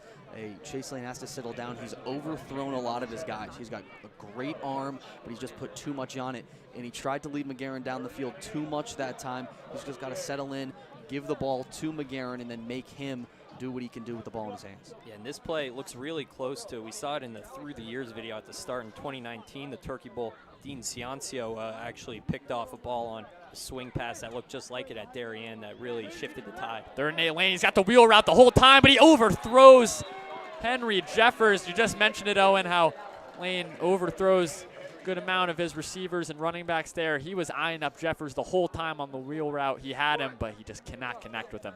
Yeah, and that wheel route was nice. Right along the sideline, perfect. for Lane to drop in the bucket. But again, overthrown, like I mentioned, just before the play. Yeah. So it looked like Darien could have got a good amount of yardage there. I mean, he had some running room, but overthrown there, and punt unit comes out. Scowling now. Darien doing a little something of their own, lining up a bunch of guys to. Canaan's still got a lot up front. Oh, it was gonna be. They were gonna run a fake. The timeout was called. I mean, it looked like Georgia got right back there too. Yeah. So. Oh, Coach Silvestri looks a little, I don't know, taken aback by that. Yeah, that was. I mean, it was an interesting play regardless. It seems like they were ready. So that was. So, in the meantime, during this timeout, we have something fun right now. Former Darien player and then Canaan kicker Tucker Stevens made a lot of kicks for both teams, but we love him as a Ram and might be viewed as a rival in certain places in Darien. He is down right now with Julia DiGiacomo, talking to him about the game and how he's doing. Julia. Thanks, guys. I'm here with Tucker Stevens on the sidelines. He's kicked for Darien his first 2 years and then New Canaan his junior and senior year. He's now kicking at Bowdoin. Tucker, thanks for being here.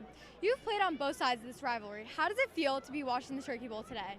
It's really good to be back and, see both teams. And it's really good to just see all my friends and be back here on a beautiful day. Yeah. Coach Marinelli joked about having to de-Darien you when you came to New Canaan. What was that transition like for you? Coach Marinelli did a great job, kind of teaching me great things on the football field and off the football field, just to be a better person in general. And finally, Tucker, which team are you rooting for today? Go Rams. That's all from me, guys. I hope everyone has a great Thanksgiving. Back to you. Thank you, Julia. And, hearing from Tucker, PJ, I know you're good friends with him, and he's just a great guy all Yeah, around. Tucker was my broadcasting buddy last year during the spring. We did some lacrosse games.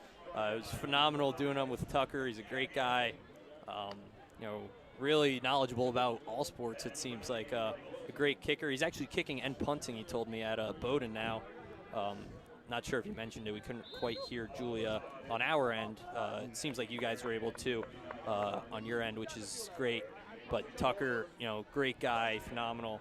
I was talking to him all week about getting this interview, and it's great that was able to happen. So New Canaan will start with the good field position on the Darien 39. Quick pass from Hoffman, trying to find Koch there, kind of going through his hands, a little low and to the right of Koch. Bring up a 2nd and 10 after the punt there that was going on during the interview. Hegel getting that to the 39, but 2nd and 10 now for the Rams. Yeah, I like the quick passes from the Rams. It was similar to the Brooks one that was able to be the only score so far in this one, just a drop by Koch. Same empty sets, the same exact play pretty much to Charlie Koch. This time does connect, and Koch should have enough for a first down, unless they're marking him right shy, but it looks like yeah, it'll be enough for first down. So looked like the same play. New Canaan going quick with the tempo, not letting Darien anytime. They're talking things over. Darien doesn't look too set, and they're going to keep doing it. This time to Esposito onto that left side, and New Canaan's just getting this quick yardage. Yeah, and I love how New Canaan is going to the pass now, the quick pass with the injury to Steiners. Matt Reed is wide open on the outside. Looks like Darien's over there, but New Canaan's going quick. I love it. Same thing to Koch now. He's breaking a tackle. Charlie Koch pick up enough for a Rams first down. Darien is not ready for this. I mean, and I saw Ryan Gately. He's yelling at his guys to get ready, but no one's getting set. Yeah, Gately, of course, the leader of the defense. McGarren now upset too, but this just shows Marinelli having faith in the players. Koch drops the first one. He goes right back to him, and he makes the catch. Darien needs to adjust on the fly, and they're unable to do so right now. So here's Hoffman. Could be a little trickery, but goes to Koch, and, well, you bring him up, Ryan Gately. He'll do it himself if the defense isn't going to do it. Getting a stop in the backfield on Koch. He's the strongest defensive player on this team by far. Not fooled for a second. There's a good shot on Charlie Koch right there. No one blocking Ryan Gately. Really, he needs to be blocked. Yeah. If you don't want him disrupting a play for a loss of 7, and I think that's what that was just there. It looked like Koch was trying to gear up to throw that ball. Yeah. Esposito looked like he ran her out in the end zone, but Gately able to break it up well before Koch even pondered it. Maybe a little Jameis play from last week with the Giants. I love me some Jameis. Gotta love Jameis. So here we go. Hoffman drops back. He's trying to find Reed towards there, and he's going to throw that one over to Esposito, and he'll just step out of bounds around the 10-yard line. And it will bring up a 3rd and goal for the Rams, and Owen, Darien, got to have a stop here. Needs the stop, and they got one last time, the fumble on the goal line that they were able to recover and then have a decent drive before, having to punt. But you got to believe that New Canaan isn't going to make the same mistakes and fumble on the goal line. Jake Valente going to come in, the tight end. Yeah. But Marinelli, he wants to cash in, and Darien defense needs to stand tall on 3rd down here. So it looks like New Canaan going from kind of a blocking tight end to a receiving tight end from Vetterli to Valente. Going to the end zone. Oh, incomplete. He had Benny Heagle on that corner route. Hoffman just puts a little too much air on that one. You see Marinelli's yelling at the sideline for something. Not sure what he's upset about. He might He's be not looking up happy, at though. Coach Nugent or the offensive guys up top, Maybe. right above, because Yeah. it looks like he's kind of looking at us. Almost, yeah. He's not happy. I with doubt he's something. yelling at us. You think he's listening to the broadcast? in his ear. But yeah, he's yelling at someone up there, and it will be the kicking unit. And here is Neil Aurora, so not Perticello to kick the field goal. He's doing the kickoffs and the punting, but Neil Aurora, he has been fantastic this year from the spot. I think he's perfect on PATs, very good on field goals, and Aurora steps up, and just like that, making it an 11-point game, 11-0 for New Canaan off of the kick from Aurora. So again, Darien, they give up some yards. New Canaan gets into the red zone, but no touchdown for the Rams. Now 11-0. Yeah, and Neil Aurora is phenomenal. He's really coming to his own as a kicker for the Rams this season. He got his first start against Ridgefield in that first home game. Perticello a little bit injured with his groin, and Aurora has been automatic on the PATs ever since. He's had some close, field goals, but some of them were a little far out of range that, maybe guys like Tucker and Ty Groff, especially in their sophomore years, would not be able to make. Yeah. And look how they turned out, both doing it in college. NCAA kickers. Yeah. Ty at URI, of course, doing a nice job kicking there. And then we just talked to Tucker at Bowdoin. Well, Coach Marinelli, a big proponent of the field goal. When we talked to him yesterday, he was hyping up the 3 points, and he was shocked when we were discussing how Darien hasn't attempted a field goal in however long, 2 years up until well, now this it's point. like an hour. Yeah, but now, like I said before, you missed the one field goal. I don't think Andy Grant's ever going to try it ever again. Yeah, Marinelli loves the special teams. I mean, he was almost adamant. He was like, "You want to ask our special teams guy a question?" I don't think he was really wanting the question, but there were a couple guys in the room that we were talking to. Everyone great on the New Canaan staff as always. Is that kick? It's going to cause some trouble for Jeffers, and again, Darien special teams. Oh, and this is not working well. I think Bo Salert was in on there for the tackle, but a little mistake there again with Darien. And I don't know why Jeffers is even bothering picking up that football. I mean, even risking the loss of possession there. Well, you see how weird this ball is spinning as it's kicked off the foot of Perticello, and this ball's slowing down. There's no need to pick that up. You see the two guys coming unblocked. There's no point there in making yourself get hit. Fall on it, let the defense down it. There's no point there, but well, if New Canaan got it, it would have been New Canaan ball. But of course. Sorry, I'm thinking Punt. punts. Yeah. I'm all lost there. So Darien, happens to the best of us. So Chase Lane in the offense to take this field. It's used to be man Jancarelli kind of guarding that slot over there. Lane kind of faked the run, and again miscommunication by this Darien offense. It was going to be a little pop pass out to that left side, but receiver wasn't ready out there. It was Hopkins, his main target the past few weeks that we were talking about, and I do kind of like this play call. It's very, very interesting. Is he fakes that draw. That's what Lane likes to do. Fake, plant, and then run. And this time, again, just missed. And he had the open man. He missed the wheel route now with Jeffers, the screen pass to McGarren. Chase Lane's got to settle in now. 3 wide receivers to his right. Yeah, Hopkins definitely would have had enough for a first down there. Had some running room as New Canaan now backing off a bit. Here's Lane just keeping it directly, and he's brought down by the New Canaan D-line. Looks like Francis in there along with Kroll. Ryan Francis, we have said his name quite a bit today, a lot more than I think we're really used to. He's great as a nose guard, but a lot of teams don't really like to run it up the middle against New Canaan. Probably for that reason, because you got guys like Mike Harris and Grant Hickey and Ryan Francis who break up plays, and then you got Darien, whose MO is chase lane basically right up the gut. So, you know, an unstoppable force meets an immovable object. Yeah. Some physics for you there, Bell, There you right, go. Mr. Barnett? Yep, 2 quick plays there.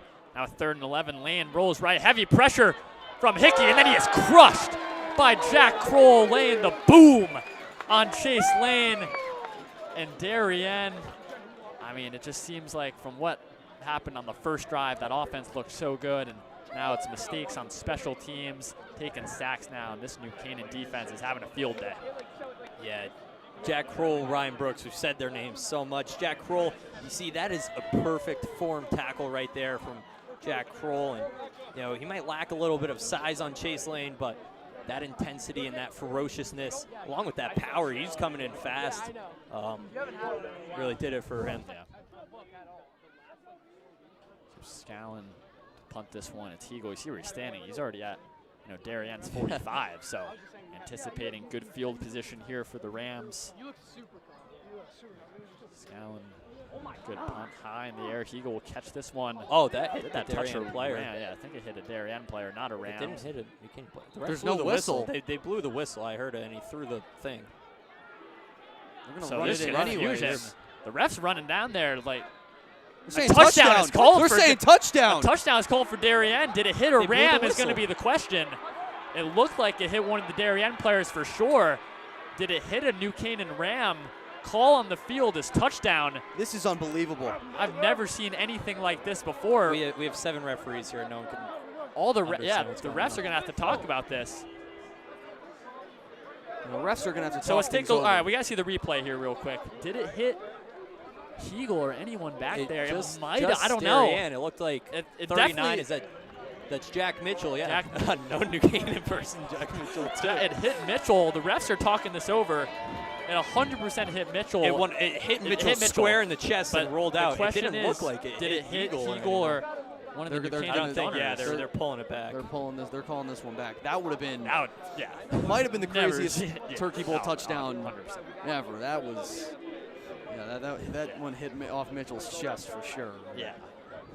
Yeah, it's easily off of Mitchell. The only question if it like grazed one of maybe Hegel or someone back there, but ref making It looked the call like that day. Mitchell was slow to it too, which was not convincing at Yeah. all. Yeah. If he bolted to the end zone, maybe, but Yeah. So New Canaan will start with it on the 41. So a little strange there, but hey, it's Turkey Bowl. Bound to see something new happen every once in a while. As there is the handoff to Moultrie. Getting a nice little pickup there for the Rams as Flente now subbing in. yeah, and I think one interesting thing, you look at Andrew Esposito, he's wearing a different jersey than the rest of the guys. Looks like that's the old New Canaan black jersey. Just thought something interesting to note. You know, It's for the jersey actually, fanatics. I do see that. like those new jerseys, or the old jerseys, the one Yeah. that Esposito's wearing a little bit more than the current blacks. Well, there's the wide receiver screen out to Esposito. Nice gain. He'll have enough for a first down. And I mean, PJ, if we're talking about Rams jerseys, my favorite was, the old one, the Ram horn helmets. Obviously, the Oh, yeah, 2016 of course. Turkey Bowl. My opinion, one of the greatest football games ever. I was right here in these stands. Tough loss for New Canaan. Yeah, in your- that your game. brother was the captain. Yeah, he was playing in that game. Unfortunately, 37-34 loss. That's the last time you guys can hold your head and say you won one of those Turkey Bowls, eh? Darien has won. It's been New Canaan 7 straight times since. And look at that New Canaan student section getting loud with the horn over there. Seems a little counterintuitive. Maybe you don't want to be playing that when the Timeout boys from have the Darien, offense, yeah. but Darien calling a timeout. All smiles on this New Canaan sideline right now. Student section's loving it.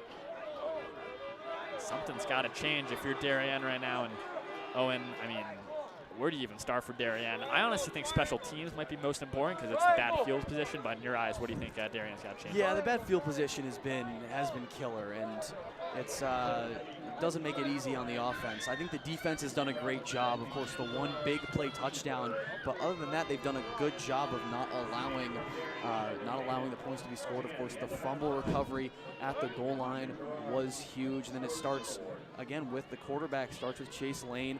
Connecting, hitting the receivers, and the offensive line needs to block up to the second level and allow the gaps to be shown so that Chase Lane can see that, the other running backs can see that, and that's what I think. It starts with the second half, or the first half, excuse me, the second quarter has to end if you're Darien with no points for New Canaan, at the most a field goal. Yeah, New Canaan, I mean, the student section is hyper now. I think Mr. Valente, Jake's dad, is in there. He's got a speaker. He's got the horn. He's getting all the students fired up. And he did that last year in the state championship too. I was there. That was a sight to see, at least. Yeah, special set for New Canaan here as Moultrie gets that direct carry, and he'll get pushed back, almost crunched there by a couple of those Darien linemen. Yeah, Jack Hanley in there. Jack Hanley in there, one of the captains, and under center look for New Canaan out of the I formation. Yeah. That's rare for them. Yeah. This horn keeps going off in the I know, it's like student maybe section. you don't want to wait, It's if we could tell them, wait till Darien yeah, has the ball. Yeah, but, you I'm a know, little, it's interesting. But usually you should make noise when, yeah, no, when the other team right. is on offense to try to disrupt it. But, I mean, Mr. Valente does his things. If you know him and you know Jake, I mean, that's what they are. Their personalities, they're both great. They're loud, but they're both great people. See Grant Hickey out wide here. I'd love to see an hour out to Grant Hickey. Yeah, so here's Hoffman with the horn blaring over there. Goes out to Moultrie, and he puts the shoulder down, enough for a first down. Jeff Moultrie picking up. There's a flag over there. I think that's a face mask. Moultrie readjusted his, referee signaling for it, yeah. Was that Marizzi, maybe? Might have been on number 18, Alex Marizzi over there. And yeah, face mask on Darien. Pushing way up the field now. So moving it closer to the goal line for the Rams. And you just see that over there. Moultrie is wide open. There's not a defender within 10 yards of him. Yeah, they just dropped to a deep zone up there on the side, and the corners kind of played on the middle, and there's just no one there for Moultrie on a hitch there. Yeah, they could have thrown it to Ryan Brooks too, and he would have just scored a touchdown because that's like what he does. But 5 catches, 5 touchdowns. So New Canaan ball on the 8-yard line, 1st and goal. Bunch on that left side. Here's the toss to Moultrie, trying to use the wheels to get out to the left, but nice stop by Gately and some of the other linemen there.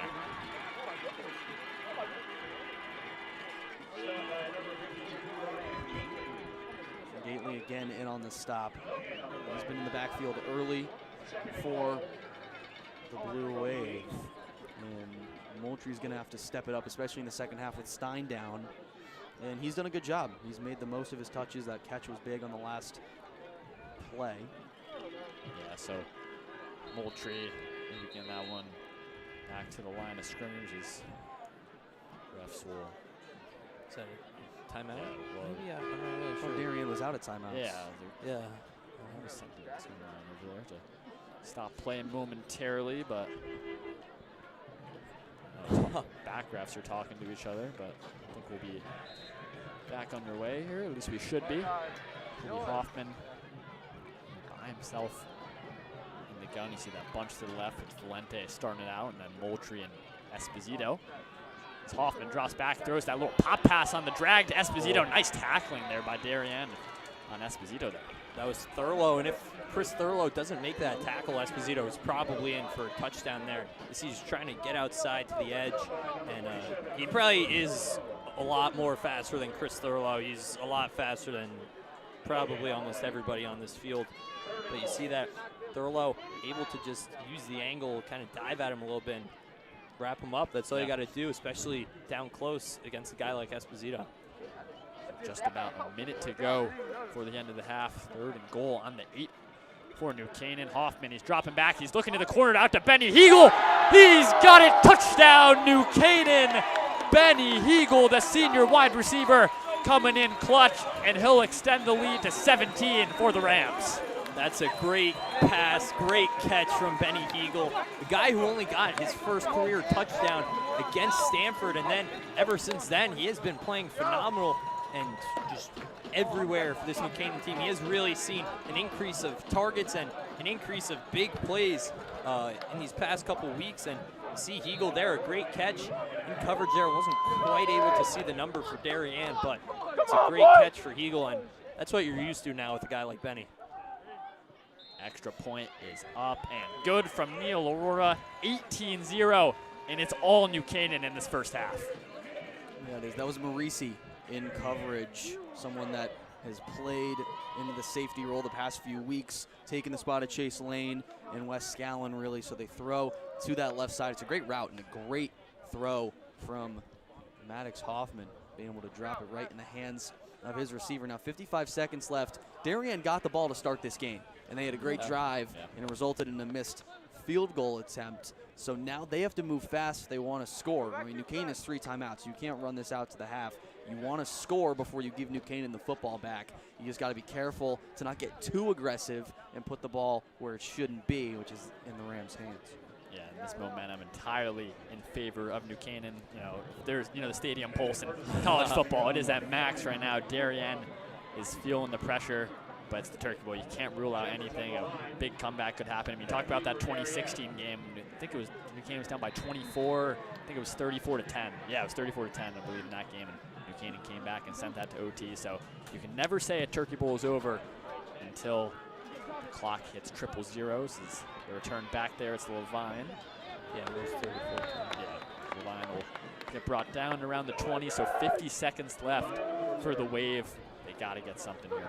That one was 34-10 going into like the I think it was going into the fourth or something. It was pretty late. Yeah. So anything can happen. But Darien, I think their defense really needs to turn it up. I mean, 18 points allowed already, and you forget Darien also did force a fumble on the 1-yard line, which New Canaan was driving that entire drive. So really, tons and tons of momentum for the Rams. Yeah, and we talk about that 7-game win streak. For last year, the Turkey Bowl was 34-0. New Canaan won. The year before that was 31-17. New Canaan won. If you go back, those were both the 2 highest scoring games for New Canaan in that 7-game winning streak. So there's Lane dropping back. There's a nice pass from Darien, getting something going. And a little more. Nice job by Ryan McGarren, getting close to the 50. And that's arguably, besides the screen, that's the best play for Darien right Absolutely, and that's what they need. But of course, there's going to be a flag down. That's I didn't see that on the far side. That's going to draw that play all the way back. They finally get the good play. It's a nice slant across the field from McGarren, and Lane hits him well. I think it might have been on Joe Roche, the sophomore, who's asking questions here. Yeah, looks like it on the outside there. Maybe, yeah, but that's a great throw. Yeah. And not too much open space for McGarren, but then he accelerates down the sideline. And then the one play going to bring it, or the one flag, excuse me, going to bring it all the way back. And now you only have 42 seconds, and you have to make up even more ground. Yeah, I mean, Coach Grant, he nearly threw his headset there right when he saw the ref say hold, and he didn't want to hear anymore of who even committed it. As someone that's seen a lot of Darien football, that headset has been through a lot, let me tell you. Yeah, I can guarantee you it is not 1st and 40, by the way, no. On the scoreboard right there. Slight incorrect. That'd be crazy. 1st and 15. Some motion. Lane will drop back, faking it, and he'll just throw that one short. That was almost dangerous. Yeah, McGarren was the intended target. If that pops up like a little bit higher, that's probably an interception. And Darien, I mean, now you're at a point. The clock stopped. There's 39 seconds. New Canaan has all their timeouts. You're playing a risky game right now for Darien. If I'm Darien, I'm trying to just get quick, screen or swing passes and kill as much time as you can and try, as you might to get a first down, but it doesn't look like it's going to happen, especially with the New Canaan defense. Yeah, and I don't understand the play call. You run a drag right across your line, and then you have to force Chase Lane to throw between an offensive line and a defensive line that's collectively about 1,000 pounds. You're not going to play very well. Yeah, so there's just a straight handoff to Jeffers, and he'll get brought down. Maybe losing a yard if anything. Timeout. Marinelli. See, Silvestri is even calling the timeout as well. So clock stops with 33 seconds left. Wait, so is that New Canaan's first timeout or second one? Because didn't they call the timeout on the fake punt? That was Darien. That was Darien that called it? Oh, I thought it was New Canaan. Yeah, it was Darien on that one. So New Canaan still has two timeouts. So 3rd and 16. So if Darien's going to run this, run the ball on this play, which you'd imagine unless it's a screen or something, call a timeout, maybe 29 seconds left, punt. New Canaan get this ball, low 20s, 22, 23 seconds left. But I mean, if you're around the 50, one big play, try and get a deep to Espo, and all of a sudden you're right back in business, right? I mean, we know Neil Roy. He has a big leg. What game we called the game? He had a 44, 45 he had a yarder. 40. I think it was 43 in Ridgefield or maybe Bunnell. One of those two. It was earlier on in the season, but Aurora. get it inside the 20, and he's probably money. Yeah, I mean, even 20. I mean, if you want to try 25, 26 might be, the edge of that range for a 42, 43-yard field goal. It all depends, what will happen here in, the ensuing punt. The only thing all the way to score. Something's crazy. I mean, the only thing I could see here is maybe they swing Jeffers out of the backfield for a screen. If it's not a run, that's the only thing I can imagine if it's not a run. But Jeffers leads the team in yards per carry, so you never know. So Lane is just going to hand this one straight off to Jeffers. Nice tackle there by Hierman. Timeout with 28 seconds left by the Rams. And we'll have one left. We can use that on offense how they please, but Coach Nugent actually left the press box. Oh, yeah. I think he was thinking that I was just going to go down to the locker room, and now he's on the field with Maddox Hoffman, so maybe a little bit of a different vantage point for him. But probably better, though. I mean, you get direct talk to Hoffman. Yeah, that's probably good, especially quick in a, in a quick play situation when you're 2-minute drill, even less than 30-second drill, and you're just trying to get quick plays off. If you need to go into the hurry up, he's right there. Yeah, you just got to make sure nothing crazy happens on this punt like we almost had on that last one where it seems like, Darien thought they had scored. A touchdown was called on the field, but, it was correctly ruled down where it was. And right now, Reed and Hegel back there. Hegel just scoring the last touchdown for New Canaan, now back there on the punt duties. Scallon. Oh, that almost got blocked. One. Very close to getting blocked. That goes straight out of bounds. And the field position for New Canaan. And now it might even change up the play call from what you might have originally had. You don't need as much. We'll see where the inside the 30, the spot 20, is. 28. I mean, even from there, you could try and have Neal kick something, maybe 44, 45-yard line, or 45-yard field goal, excuse me. But now you still have a timeout, too, so now you can hit the middle of the field. Tough to see from that if it didn't get barely tipped or something, but bad for Darien on the special teams. Keep bringing it up. Got to fix that. Yeah, it's the second punt that's been visibly kind of off the side of Wes Scallon's foot, and he's been solid punting all year long. Of course, he lost him in that safety role more. He's been playing a little bit in that role. He's not on, or he is on the field right now, excuse me, but yeah, like you mentioned, inside the 30-yard line now, and they could easily score with 22 seconds in a timeout. Yeah. I mean, now this opens it up. You can take the shot to Esposito. Now you can go middle of the field. You've got Espo one-on-one outside. Yeah. Hoffman drops back. Esposito is going deep. Fires that one. That one's caught. Nice hit there. It's Matt Reed getting that one inside of the 20.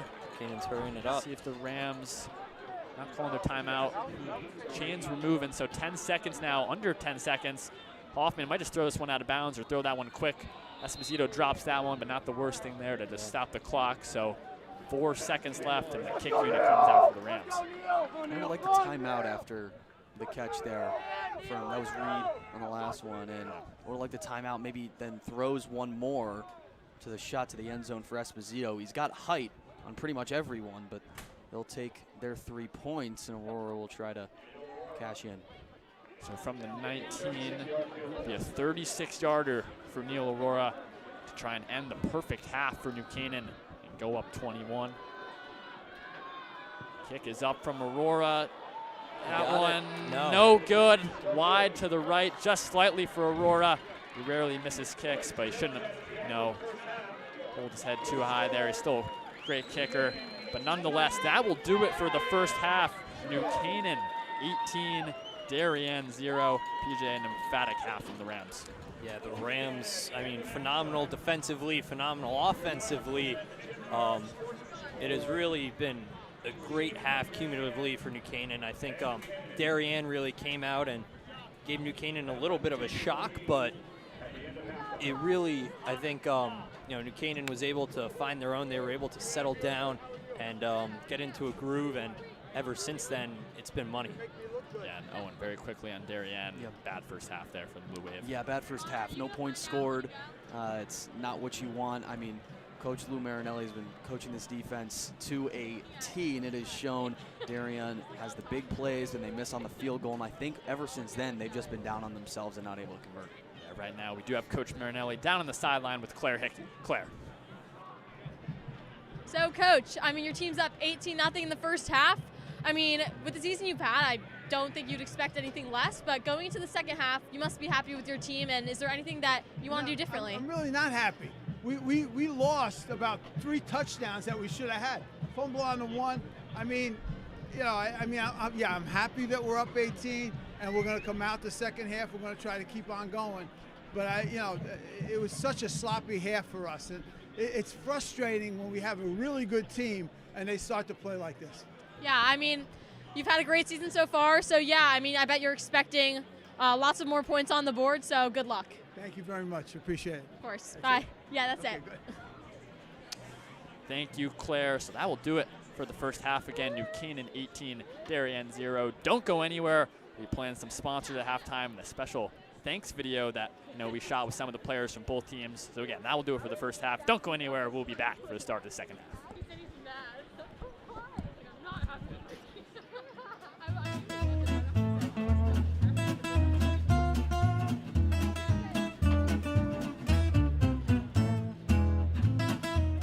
I'm most thankful for being here today, to being a coach of New Canaan High School, to be able to play on Thanksgiving, and to be able to go to the playoffs with this group. Obviously my family, my football family, community of Darien. I'm most thankful for my teammates because every single one of them is willing to put their body on the line for one another, and all we care about is getting the win. I'm thankful for my family and all the opportunities they have gifted me over these years. I'm thankful for my family.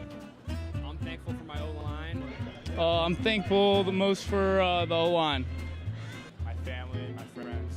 Shout out Quinn Mullen and the Wing of Beavers. For the Preds. For my friends, my family, especially my mom and dad, all they've done. I'm most thankful for my family, my parents. Something I'm thankful for is this football team and the captains and the leadership that has been growing since August. I'm thankful for football. I'm probably most thankful for my parents and everything they do for me. My friends and my family and all my teammates.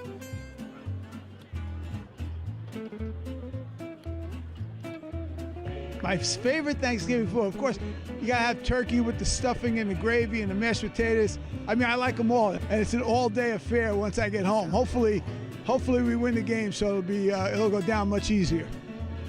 Favorite food on Thanksgiving, a couple different things. Scalloped corn, which we've been a tradition in my family for a long time. Mashed potatoes loaded up with gravy. My favorite Thanksgiving food is turkey because can't go wrong with turkey. And my favorite Thanksgiving food is turkey. It's cornbread and asparagus. Gotta go with the turkey. Mac and cheese and yams. Mac and cheese. Probably say like the sweet potatoes and like the marshmallows on top. It's gotta be mashed potatoes. Favorite Thanksgiving side dish is breaded mac and cheese. Probably mashed potatoes. Has to be mashed potatoes with gravy. Probably gotta be stuffing. Can't go wrong with a little stuffing. I would say either mashed potatoes with gravy or stuffing. A good stuffing I like.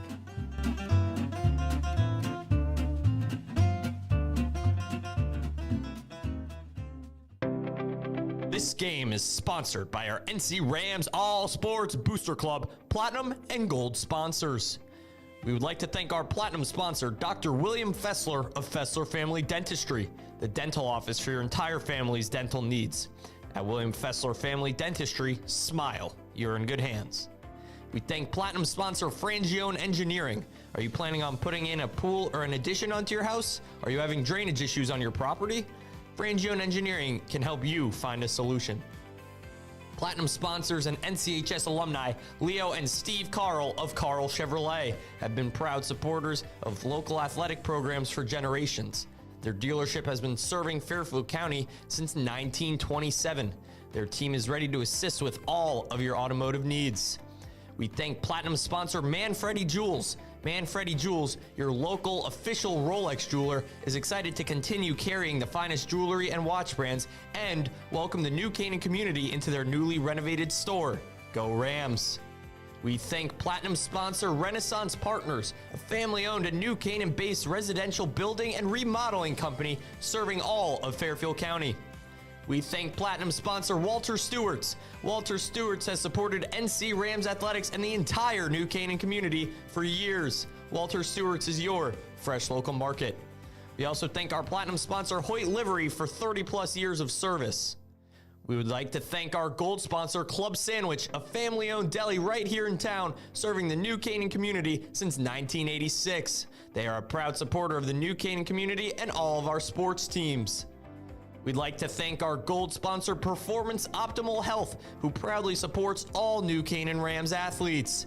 Their team helps clients achieve their health goals through exercise, recovery, nutrition, and stress management. They offer their congratulations to all teams competing this season. We thank our new gold sponsor, Levco. Levco is the premier provider of fuel, oil, propane, and HVAC solutions, serving thousands of homeowners across Fairfield and New Haven County.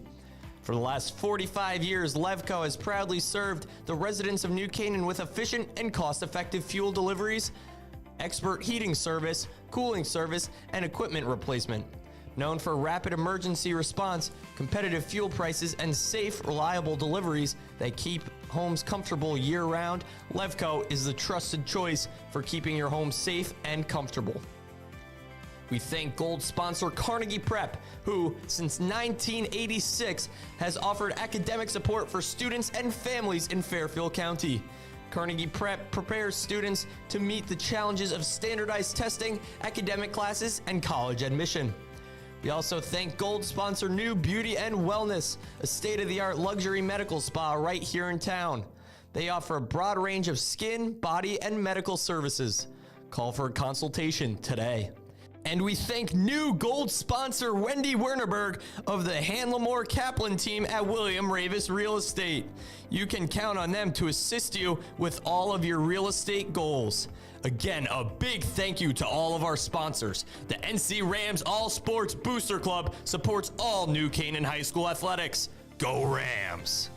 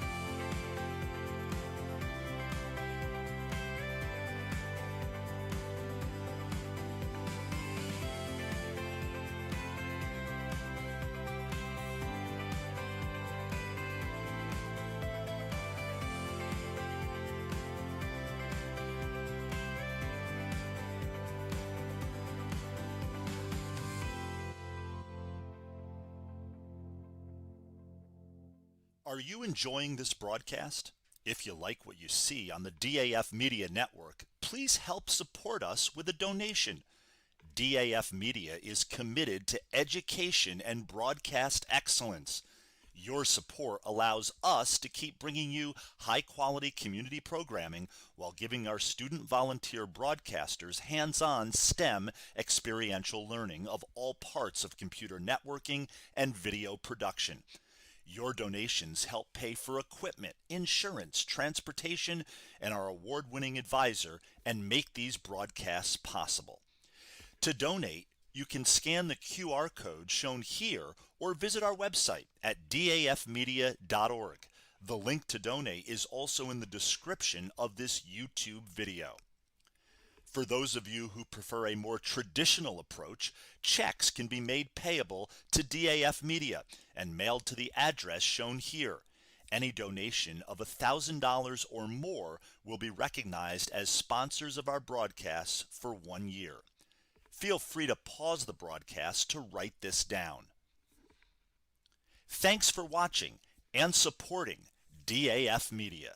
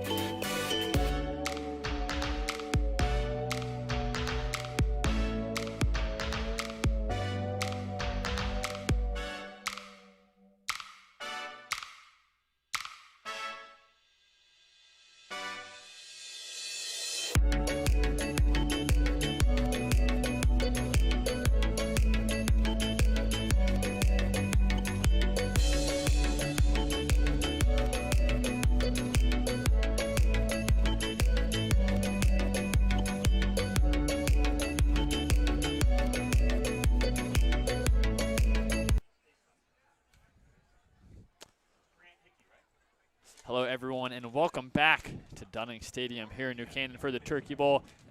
We wish everyone a happy Thanksgiving. Guys, we just got to jump right into that one.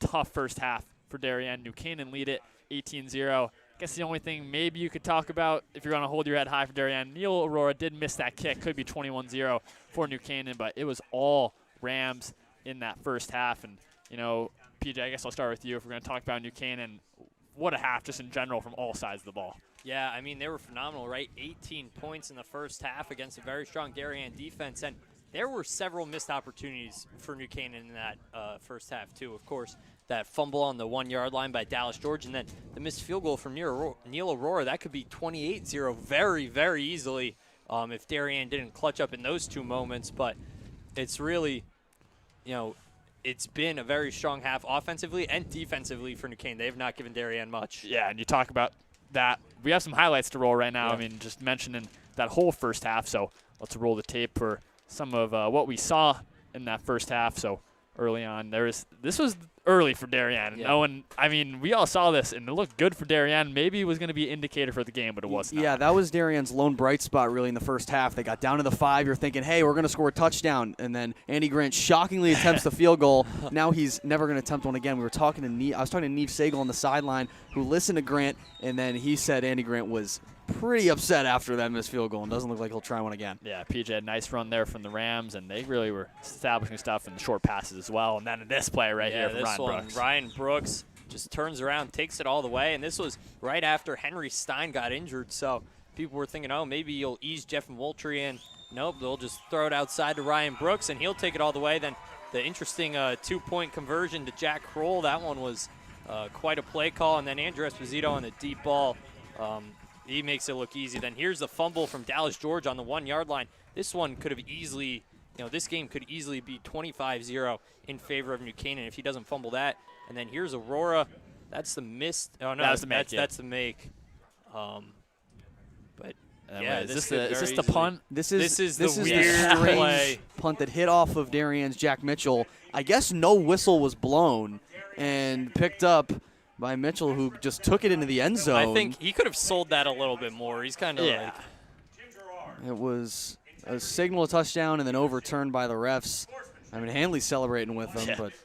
Yeah, and this was Hoffman with a nice pass over to Benny Heagle, and PJ Heagle's had a great game today. Yeah, Heagle has been phenomenal.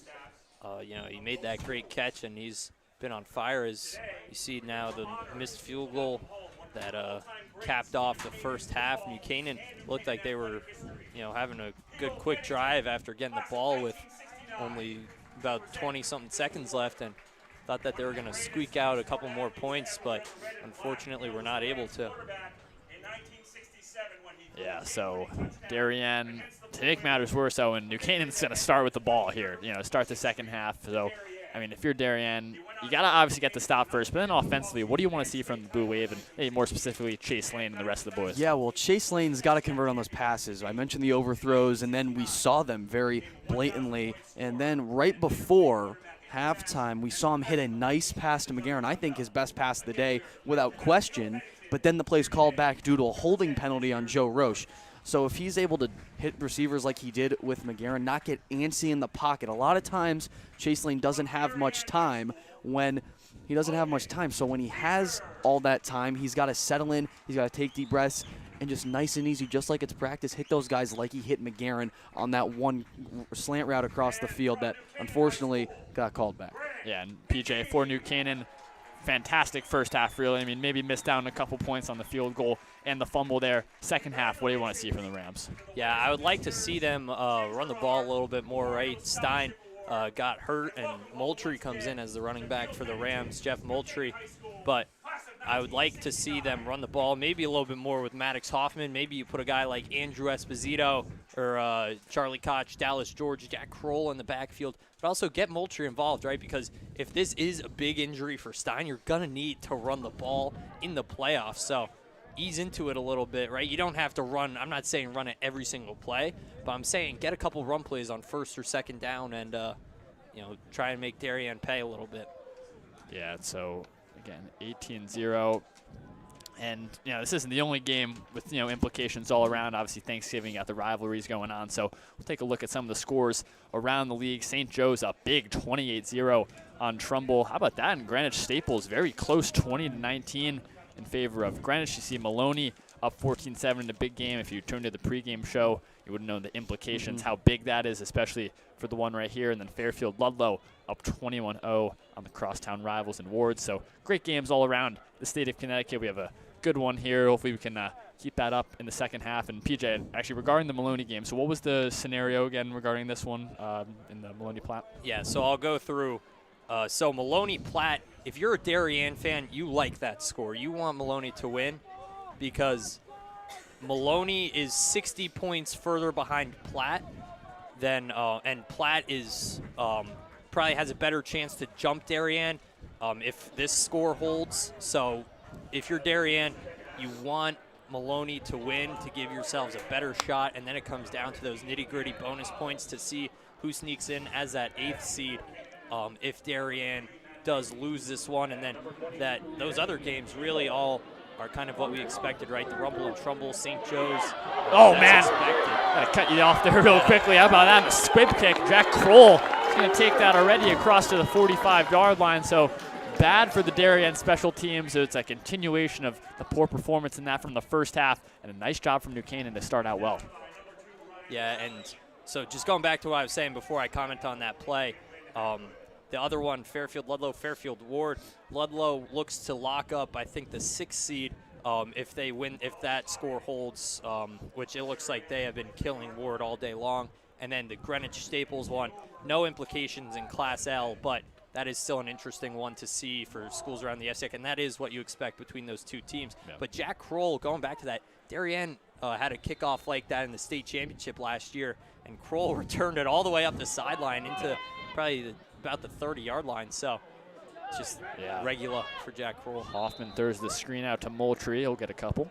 I want to go back to that kickoff for a second. I don't understand the idea of kicking it short there. Pretty much everyone on this New Canaan Rams team, looking at the stats, they have rushing attempts. They have receptions. Anyone can make a play, and you kick it towards the direction of Jack Kroll, who has carries and who can make plays happen. Yeah. And there's another run along the sideline. Shoved close to the first down marker there. But, yeah, I mean, we keep bringing up, especially regarding Darien, it's the special teams, right? Missed field goal, but it's the things that aren't going to be shown in the stat sheet, like those kickoffs where, it's bad kicks or punts that are poor and going out of bounds that are giving New Canaan chances. So Darien's really got to clean that up in this half. It's like Quinn Jens. Hoffman, it's a trick play. Jens throws it back to Hoffman. Trickery from the Rams. Hoffman's got a whole lot of room down that left sideline. Cutting inside. Hoffman is in. Touchdown, New Canaan. How about that? Quinn Jens to throw the touchdown. Maddox Hoffman to run it all the way in. Unbelievable. I've never seen that from New Canaan. That is a phenomenal play. New Canaan, they were able to hide Jens in that quad set. And you see him just back off. It looks like a screen. And you see Andrew Esposito leaking over the middle of the field. You think Jens is going to turn upfield. And look, you see Esposito on the top right of your screen. He leaked out across the field. Darien thinking that Jens is going to throw to Esposito. Hoffman backs out. The entire offensive line is sitting there waiting for Hoffman to catch that ball and bolt up the sideline. And phenomenal play call from Coach Jimmy Nugent. Now it's 25-0 New Canaan. And Coach Marinelli, he teased that yesterday. He said that with all the time, like I said before, you're going to see things that we haven't seen before. You haven't seen that from New Canaan. The two quarterbacks coming in. Maddox Hoffman now has throwing touchdown, rushing touchdown, and receiving touchdown on the year, same as his counterpart, Chase Lane. There he is now. There's some good shots there on that graphic. With 25-0 New Canaan, this game's starting to get a little out of reach now. 4 scores, New Canaan's up on Darien. Yeah, and PJ, I mean, before the game, we were always kind of joking about it. We were saying Jen's, throwing a touchdown or being involved on the stat sheet somehow, but what a play there. And, I mean, that just has to go to Jimmy Nugent in the play call. No one has ever seen that from, a New Canaan offense. That's the last thing you're expecting to see the backup quarterback catch that one. And, props to Jens. He had a nice little fake there, one step up, get the defense to bite on him, then cross field right over there. I wonder if that's inspiration from the Giants, almost looking like that Jameis touchdown from last week. Jimmy Nugent, as always, though, with great play calls nonetheless. And 25-0 for the Rams, and Darien's got a big hole to dig out of here. And just quickly, something to note that I just noticed on the New Canaan sideline, Charlie Koch is not in his pads, not in gear. He's wearing street clothes, his jersey over top. He finished out that first half just fine, and I guess, I don't know, maybe something happened, but Koch does not look to be returning in this game, which is a scary sight for the Rams because another injury is not what you want. And Darien, again, Owen, I mean, it's like a broken record what we're saying with the special teams here. I mean, Jeffers, he's just letting that ball bounce, and he's taking it almost the worst angle. Yeah, I don't understand. Again, we've seen Jeffers get too short on the ball and have it eat him up over his back shoulder. Now we've seen him clearly is able to catch this ball, but will let it bounce. And then it's not a soccer ball or basketball, it's a football. You don't know where the heck that thing's going. And so now he's got to pick it up at a weird angle for the second time today, I believe. And now Darien is in, again, bad field position inside their own 10-yard line. Yeah, in the bad field position on the 10. You know, New Canaan's defense, they love this situation. And Chris Silvestri, the defense coordinator, wants you to be pushed back as Lane will take himself outside, gets by Jancarelli, and then Marsili will bring him down over on the near sideline. And Coach Marinelli for the Rams had high praise for Chase Lane. Said he was the best athlete on the team. I mean, it's shown that he's doing it a lot on each side of the ball in different positions throughout the sport, but Marinelli liked the legs. We asked him if you could coach one player on Darien, who would that be? Yeah. And he said he would love to coach Chase Lane and have him on the team, just be able to do kind of everything. Yeah. He also said that he does like Maddox Hoffman. Yes, he did. He did. Yes, that is true. He did. Lane can play multiple positions, though. Yeah. So there's the handoff to Levine.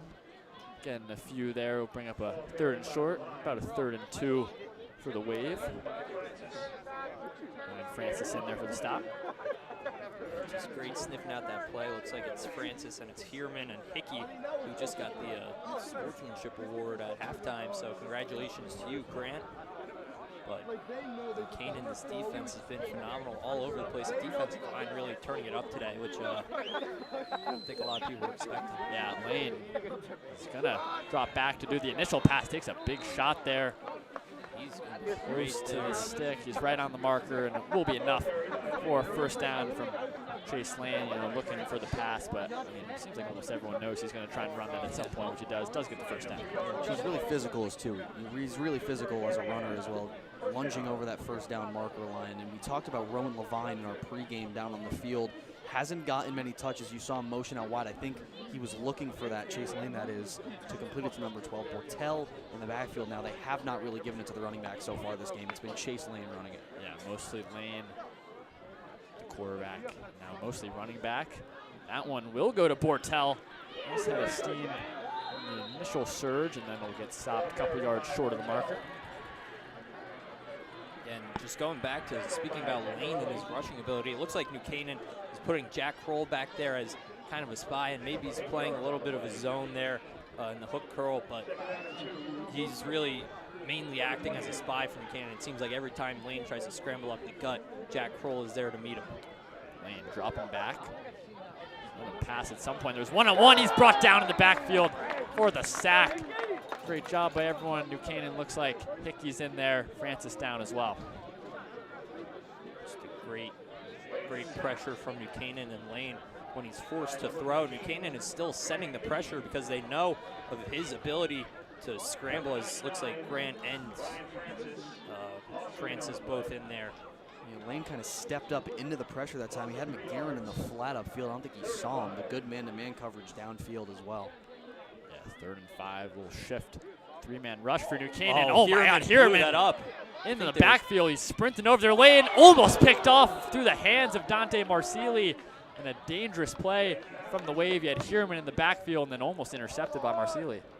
Yeah, Marsili, he's playing boundary corner, what you don't normally see them getting too many interceptions. Connor Mazza was a great boundary corner for the Rams last year, as you saw Heerman blow up that play. It looks like Darien was trying to maybe get a screen going or something right there, but Marsili, a lot of teams don't really target the boundary corner because it's a much easier job to play because there's less space, and Darien, there's not as many receivers. They're not running as far around you.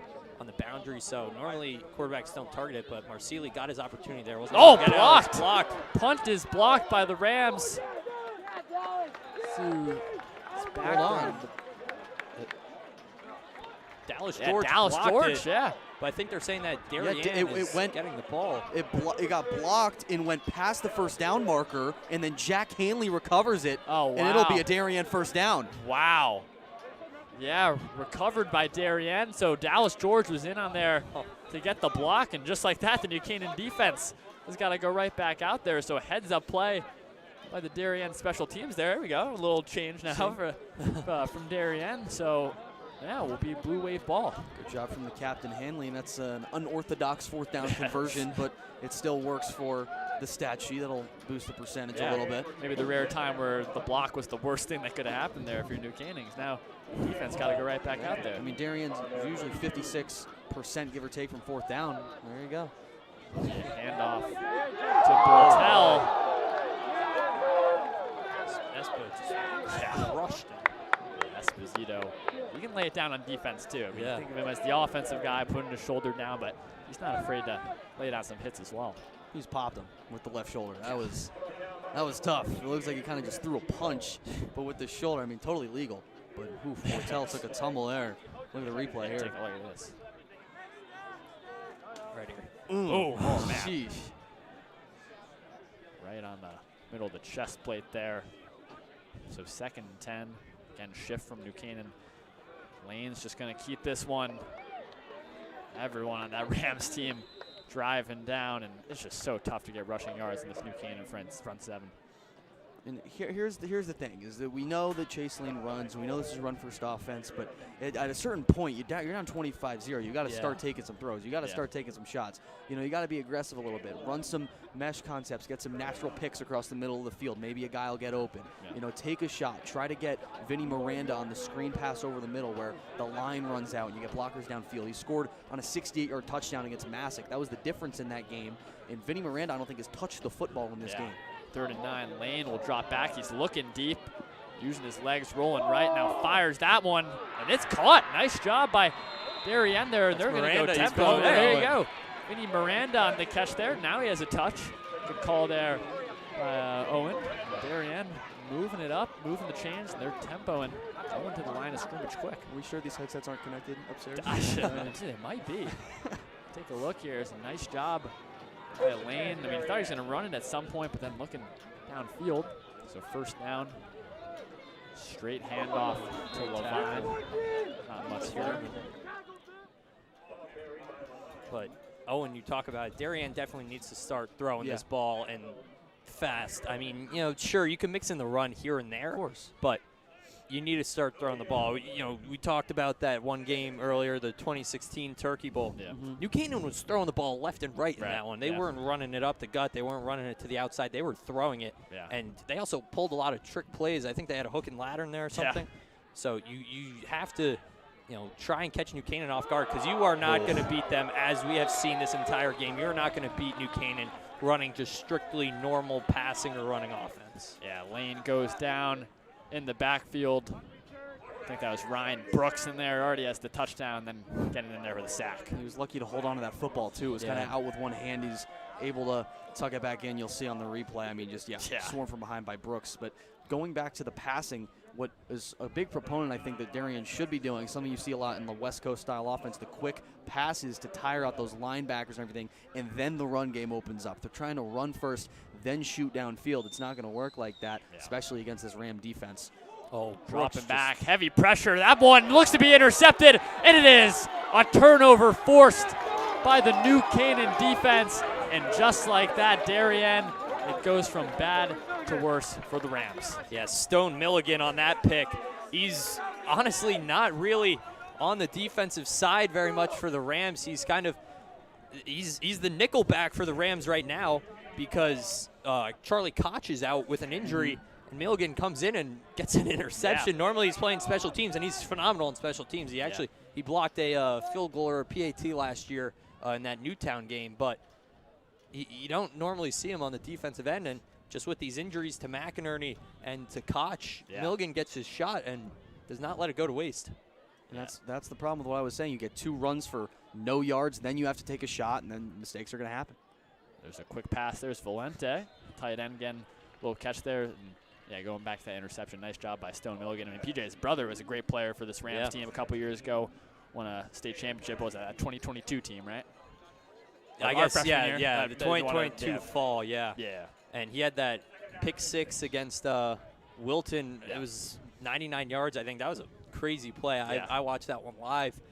But Tucker Milligan, a phenomenal athlete. He came back. He had a shoulder injury. He came back for the Turkey Bowl his senior year, and he was all over the place in that one too.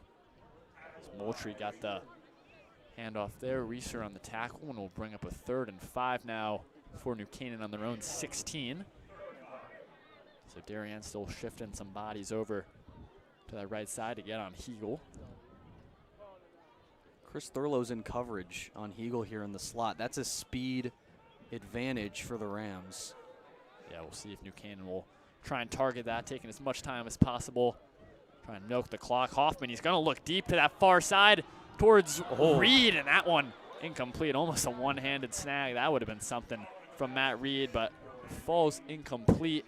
We'll bring up 4th and 5, and imagine Perticello and the punt team come out, which they will. I feel like it's been forever since Perticello's had to come on and punt. But the sticky coverage from McGarren there, I mean, it may be a step for Reed that time, and it's a good thrown ball from Hoffman, but tough coverage there from McGarren. Yeah, and Reed, a great athlete, Holy Cross lacrosse commit, so he would have been teammates with Chase Lane had Lane not flipped the commitment, but great athlete. Perticello, low-driven kick. We'll see if we can get a good roll on this one. Like earlier, roll a little back. So Darien will start with it in New Canaan territory, about the 48-yard line of New Canaan. And I guess the question, for Dariano, and are they going to get points? I mean, it seems like nothing's been going well for this offense. You got to get something now. Well, I don't know. If they score 4 straight touchdowns and New Canaan doesn't score, I'm only 1 point off from my prediction of 28-24. So you never know. No, I'm just no, Darien. You need the points first. You need at least one. Darien has to do what I was saying before, and I think start with quick passes and then go to the long runs. Don't try to run it up the gut against Ryan Francis, against Liam Bortel. It's a size mismatch, and Francis has been driving the center Thomas Cavolo back all game long. You got to do the quick passes, and then that'll tire out linebackers and open up the run game. And I think that's hopefully what Coach Amon, offensive coordinator, does for Darien here, but we'll see. McGarren, slight motion. Lane dropping back. He's looking downfield. Pressure from Ladley. The Rams, they're going to fall on him. You see, I think the ref's just going to blow his whistle, not try and risk anything. It's Mike Harris back there along with Jack Kroll. Yeah, that's phenomenal. And it was Grayson Ladley who got the initial pressure. Lane was trying to go deep, and Ladley got back there and wrapped up initially. And sure, Lane was able to break the tackle, but in between that time, it allowed Michael Harris to just get his hands on Lane, and Lane looked like he was going to try and shovel it out to Bortel, but that probably would not have been a good play either for the Blue Wave. And Jack Kroll came in there, and then referees just called forward progress after Lane was getting wrestled back and forth. And that's a huge loss. That's if he takes the initial sack, he's better off rather than breaking it and then getting swarmed again. So maybe see pressure off the edge from Hierman here. Ended up being a loss of 9 there. Low snap. Lane almost fell on it. He was going low. You see Hickey chasing down Lane. Tries to get a hurdle. Oh, man. Ball is out. It's picked up. New Canaan's running this back. Stone Milligan. Are you kidding me? Stone Milligan. Touchdown, New Canaan. Flags are on the field. Not sure who that will be against, but as it stands, Stone Milligan just ran that back for a touchdown. But we got to await the flags right now. Well, Chase Lane saying he's down. Offensive lineman Brady Harwick saying he is down as well. There's one flag as the fumble is happening, another on the return. There's a lot to unpack here. Chase Lane just trying to get too fancy, trying to hurdle a guy on a broken play. Yeah, that is not even nearly the best move at this stature of the game. Just run out of bounds. Yeah, so we'll see what happens if it could be offsetting or. I was watching, the highlight reel from the New Canaan Turkey Bowl in 2021, I guess it was. And Darien tried to hurdle again, and I think it was the next play maybe Dylan Murray had an interception. So hurdles at Dunning Field are Yeah, so not good fortune. So it looked like there was a hold on New Canaan, but a chop block on Darien. So refs are talking this over. Coach Marinelli right now. I think they want to know if the point's going to stand or not. Defense is on the field. Yeah, I think what it's going to be is it's going to be a spot. We'll see. Holding, and they're going to offset, and then there's a chop block, or the penalty's declined, and then yes. Yeah. So the hold was before Yeah. the fumble, and then the chop block was afterwards on New Canaan. Yes. And yeah. So it'll be offensive possession for New Canaan at the spot of the fumble. Yeah.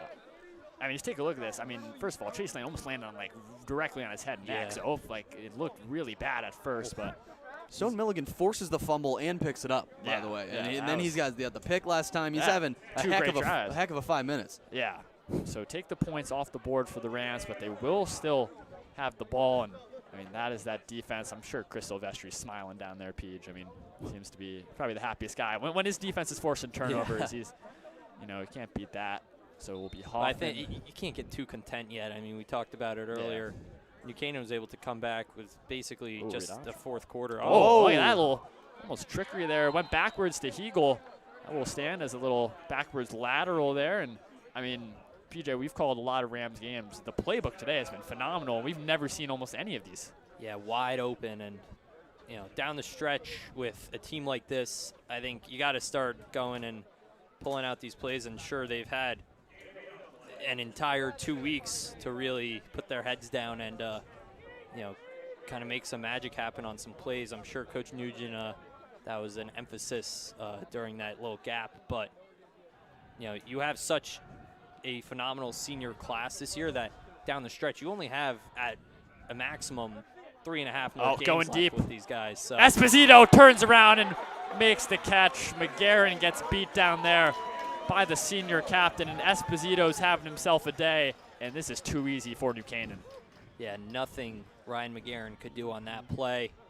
Andrew Esposito, just such a great athlete, and perfect ball from Maddox Hoffman. Back shoulder. Esposito is able to turn around. We'll take another look at it again. Yeah, he was perfect spiral. One-on-one at the top, and the adjustment is amazing. It's what they teach you when you're catching a fly ball in baseball, to flip your head around. So he takes his eye off that football and then is able to relocate it and put the hands up for an amazing gain. And that's staple Andrew Esposito, really. And we'll come back on the field now. This might be, I don't see Maddox Hoffman. Yeah, it could be a jumbo, but I think we're getting a timeout. Yeah, there's it was going to be a delay game if they didn't.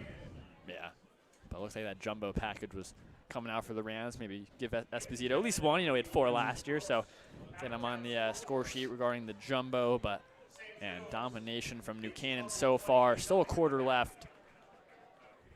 But if Darien's got to do something, then it's got to be quick. And, we've talked about pretty much the whole game, the whole day, the importance of this game. But it means a lot, especially for the senior captains. And we sat down with some of the senior captains on both teams just to talk about the importance of this game and what it means to them.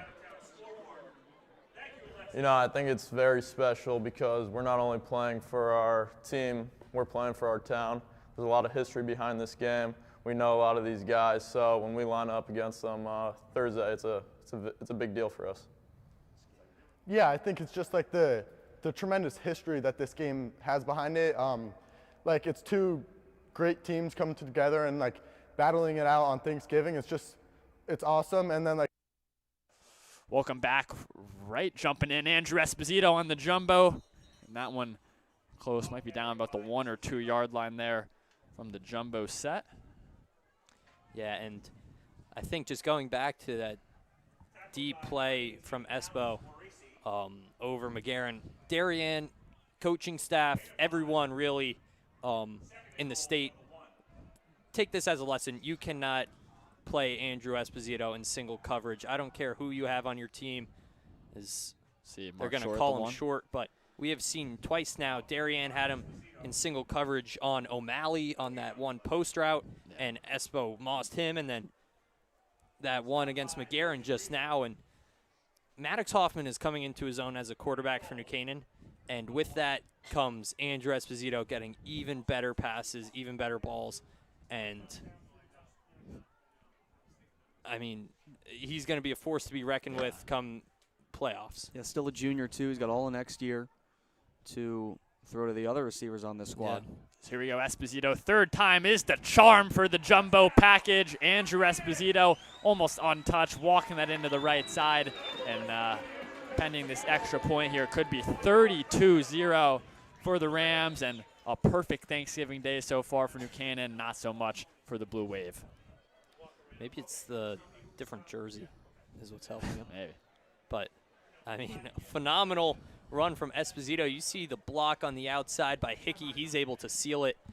And New Canaan, I mean, when they come out in the jumbo, and you have probably the best athlete in the state back there and some of the best linemen in the state. I mean, you have a guy in Henry Reagan who's already committed to Dartmouth, as Aurora will boot that one through the uprights. But you have a D1 committed lineman in Reagan. You have a guy with several Division III offers who might even be your best lineman in Delicata. Yeah. And you have a guy with several Division I offers in Furman, among several other great interior offensive linemen like Baker Cantor and Peter Brandt.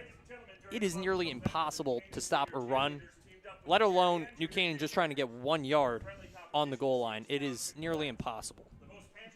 Yeah. So, I mean, if you're Darien, regarding playoff chances, gotta hope. We're doing some checking right now, see if Maloney's still up in their game. Is there any update on that? I'm not getting anything right now. Okay. Yeah, because that would be big, as mentioned earlier. Maloney I win. think Maloney is up 21-7. 21-7 at the halftime. They just ended the first half there. So that's good news for Darien. That's Bowl, good yeah. news for Darien, despite being down right now 32-zip. But game isn't over, guys. The game is not over. No. 34-0 was the deficit last year, which, like I mentioned, the 34 points, 31 points, now 3 straight Turkey Bowls where Darien has given up 30 points or more. And pending, I mean, any other type of score for New Canaan like here. there's There's a new Jason returner, DeMonch yeah. on the return. Yeah, DeMonch, new returner back there for the Wave, and we'll get that one just outside of the 20 for this New Canaan defense. Will take the field. They forced turnovers in the last 2. Stone Milligan interception, then fumble recovery. And, maybe you can get another one on this one from Milligan, or another turnover forced by New Canaan. But Darien, I mean, the story has been, I feel like Chase Lane, he's been running a lot. We knew he was going to run a lot, but sometimes when you get those passing lanes open, they have been working on some of the deeper passes, but I just don't think it's happening enough, especially for the Blue Wave. No, yeah, absolutely. And I mean, going back to the kickoff return, that was the best one of the day, I think, for Darien. Yeah. They put in Jason DeMonch, the corner and the DB, who's only got 2 catches on the year, but he's a track captain, so he's got the speed. They had a track captain in last year as their returner, in Thomas Hall, so they like to do that a lot. He'll be the handoff. Nice tackling by New Canaan. Kroll, Harris over there, and I mean, they're not even really celebrating too much now. It's just business as usual for that front 7. It's regular, as my friend Pep likes to say. But no, this New Canaan defense, I think they're just so used to it. And sure, they were celebrating in the early parts of the game when it was a lot closer and, the tensions were high. And now, if you look over at that Darien sideline and those Darien bleachers, it is empty. There is no sort of energy over there. New Canaan still has a full student section, which is a surprise for a game that's 32-0 and after halftime. Yeah. Lane's going to drop back. Heavy pressure, trying to get that over on the wheel route to Levine. But, again, the Darien offensive line is having a tough time trying to contain the Rams D-line. Yeah, before that play, too, Ryan Gately, who was in at left guard, kind of gingerly walking off the field. I think he got hurt on the Esposito touchdown run before. They try another wheel route here. Hear him in coverage. He leads the team in sacks, but he can play off ball a little bit. And man coverage on Levine. Pass unable to be completed. But Brady Harwick now in at right guard now. They'll put James Dionisio in at left guard. So some switch on the O-line here. Yeah. And hopefully Gately is okay to at least play on the defensive side of the ball. So 3rd and 13. Lane's by himself in the backfield. Little blitz there with Brooks coming up. Lane fires that one downfield. Almost picked off. Andrew Esposito almost did a little. You got Moss there over top, but will fall incomplete. And see what Darien We'll do here 23 seconds left to go in the quarter, and it looks like the punt unit's coming out. And Lane is, when he takes the snap, he rolls a lot, and he rolls both directions. He rolls to his right that time, so the strong side, and he throws a good one. I mean, good coverage by Schwartz, obviously, or excuse me, Andrew Esposito, much taller than Miranda, who only stands at 5'10", and then you have Esposito, who's 6'3". Yeah. And So- crazy vertical. I mean, and basketball player. and He's one of the amazing- lone guys who's dunking it. Yeah, absolutely. And you Just high like point me. He high, yeah, just like you, Yep, PJ. good one. And he high points that pass, and obviously get batted down 9 times out of 10. Darien will call time here. So timeout by Darien. Just trying to end the third quarter with no blunders. I mean, last time at the punt unit, I don't know if it was last time or, in the last couple ones when the block happened, but it was actually recovered by Darien. They had enough for a first down there, but again, it was just strange. There's been 2 strange special teams plays today with that, and then the first punt, which no one knew like what was a going on timeout. for like a minute. Oh, you mean that one? And then there was the other one, which was going to be a fake punt. A fake, and then there was a timeout. Yeah, 3. Yeah. And then, don't not to mention Darien's kickoff struggles as well. Don't expect a fake punt here, though. Yeah. Unless. Yeah. I was about to say that. So Heagle, the lone man back, standing at his own 40. And we'll be short. That one will be down. Good field position again for New Canaan, about the 47-yard line. Darien 47, so already plus field position for the Rams with 13 seconds left to go in the quarter. That's been a huge difference maker, the field position. You see Darien start and end a lot of their drives inside their own 20 versus New Canaan starting a lot of their drives past the halfway point of the field and then ending in the end zone. So it's definitely been a big proponent of the score of this game. 32-0 New Canaan. It's not 7-0. Not 7. If someone's just tuning in this second, oh man, it's 7? No. Darien is 32. Darien wishes, but no, 32-0. Eagle, nice spin in the backfield, still on his feet. Nice gain, about 12 there from Benny Heagle. And of course, a couple injuries for New Canaan in this game. Coming into it was James McInerney, who's not playing. Stein got hurt early on in the first quarter after a couple of handoffs, and then Charlie Koch, who not too sure what happened, but he's not in his pads and he's in the street clothes on the sideline. As we enter the fourth quarter, you see all the players putting their 4s up, get the crowd put the 4s up, and 12 minutes away from another New Canaan Turkey Bowl victory. I guess you can't confirm it until it's really over, but definitely looks to be in favor of the Rams right now, barring an unbelievable comeback. Yeah, and just speaking about the injuries, it looks like Stein is on the sideline, not in his pads. He's on crutches, so not a good sign for the Rams. And unfortunate for him, but at least he's here. I mean, when Esposito got hurt, he wound up at the hospital. So I guess good that he's not out. Yeah. Yeah, he's able to, at least stand there, support the team, and New Canaan's going to hope he's back for the playoffs. But I mean, he got hurt on New Canaan's his second run. drive, and he's still but New Canaan's still able to put up 32 points without Henry Stein, who has near 1,000 yards on the season. Yeah, so it will be a 1st and 10 for the Rams. Hoffman will pitch that one to Jeff Moultrie. So right now, some flags in the field. We have Eastigal on the sideline down there with a former Darien player. That's Connor Lane down there. So Neve, take it away. I'm with Connor Lane, a former Darien Blue Wave football player who now studies at the United States Military Academy at West Point. Connor, how special is it to come back to Dunning Field on this Thanksgiving Day where you played so many years ago?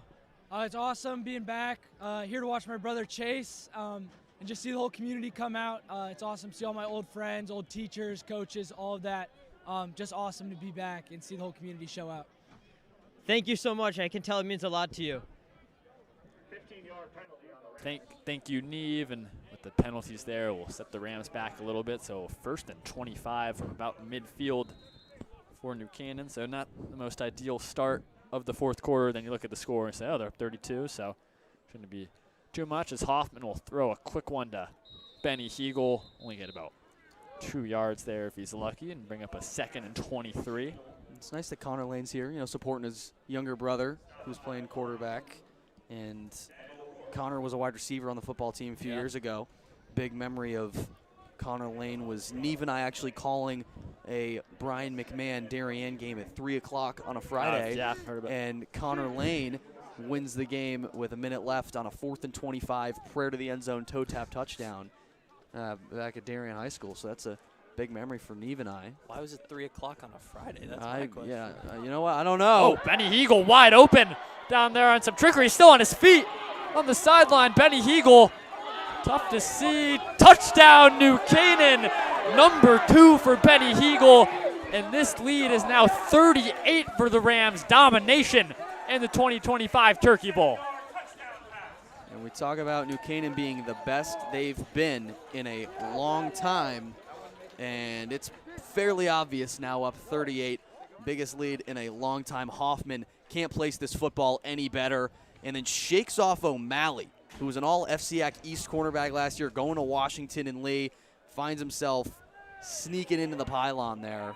And they'll try to add one more here with Aurora. I mean, New Canaan has been phenomenal today. I don't think that there's a lot really more to say about them. I think that this performance is probably their best of the year. I think New Canaan came out to play.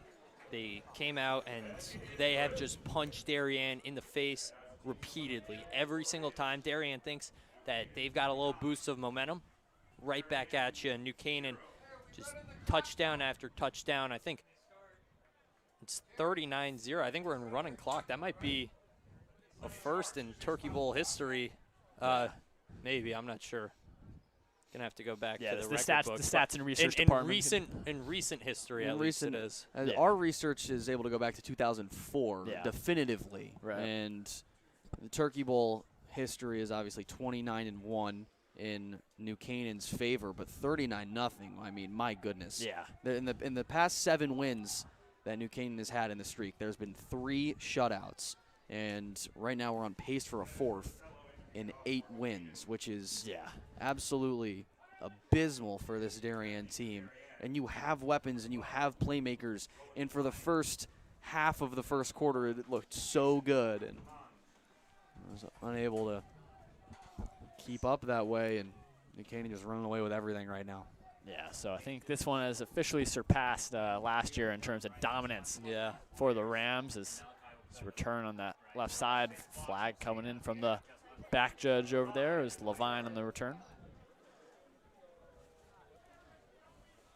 It doesn't feel like it's the same sort of dominance as last year, though, because Darien had moments. They had more chances, I feel like, than last year. And they honestly have made less crucial mistakes. They've obviously had mistakes, but they haven't had, the fumble inside the 5. You had your interception. You had Chase Lane hurdling or attempting to hurdle Stone Milligan over there, who's had a great game defensively, obviously, forced fumble and an INT. But, look at this, running clock. And didn't see this last year in the pouring rain. I wonder if that's a Turkey Bowl first, or at least in a long time. I mean, you always think of this game as, the close competitive game between these two, rivals, but running clock just showing, why New Canaan is the #1 team in the state and have this undefeated record to this point. And just quickly, some good news for Darien, although I don't know if there is very much at this moment, but Maloney is leading now 28-7 after a pick 6 to open up the second half in the Stoddard Bowl up in Meriden. So gives Darien a little bit more life to try and squeeze into the playoffs. Of course, we are going to have to see how those bonus points crunch out. But Darien, I think if you're on that sideline and you hear this news, maybe start saying your prayers now. Lane will hand that one off early, and as it has been the whole game, the New Canaan defensive line pushing back on the O-line and Getting nice tackles over there. It's Bortel. Yeah, Bortel leads the team in total carries. Like we mentioned, he led the team in carries last year as a sophomore. And last Turkey Bowl, he had 10 total touches for 28 yards, but then 2 fumbles as well, which we talked about a lot. He's got 3 touchdowns on the year, but in the recent weeks, this run game has just been stifled every which way. It's only been Lane that has some success on the ground. Will be another handoff. Nice tackle over there. Tough to see numbers when you're all the way over there, but you know, PJ for New Canaan, a couple new guys in for the Rams, and how about number 21, Nico Caruso? Yeah, the Maine Maritime commit. We actually, I don't know if we looked at our commits in the pregame, but Maine Maritime, he just announced it on Tuesday night, as that was also Charles Cuesta who made that tackle, but Caruso, a great player. You know, he's really good on special teams, and he's grown up playing football in New Canaan, and all his hard work has paid off. Now heading off to Maine Maritime. Yeah, Lane will keep this one on the quarterback draw, making a nice little cut there, and we'll have enough for a first down, gain of about 8 there. And they convert on the 3rd down, which I feel like hasn't happened in a while, but you know, clock still running, game's well out of reach. They're just trying to put some points on the board to avoid a shutout. And these guys could be playing their last game in their Darien uniforms.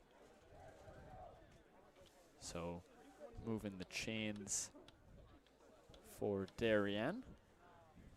Lane in the gun will keep this one. Nice move, faking out Solert. He's going to throw it wide open for Darien on that far sideline. Something going on for the Blue Wave. Jancarelli chasing down there.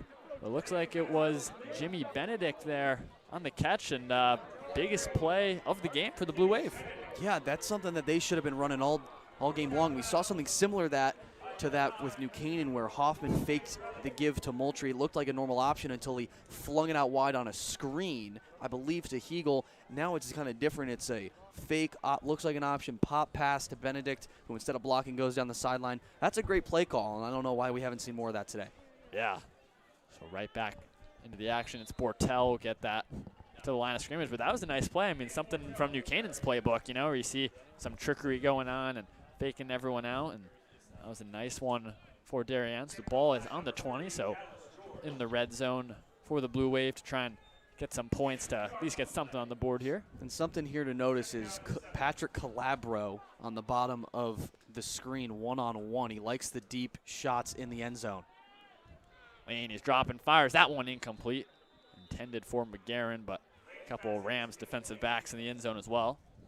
Something you'll notice a lot with Coach Amon is he has a lot of the receivers running the same routes towards the same side of the field. He likes the levels concepts, where you have different guys running the same routes at different parts of the field, one from 10 yards, maybe one from 18 yards. But there it looked like McGarren and Calabro kind of ran the same depth there, and you had people more in the area towards McGarren.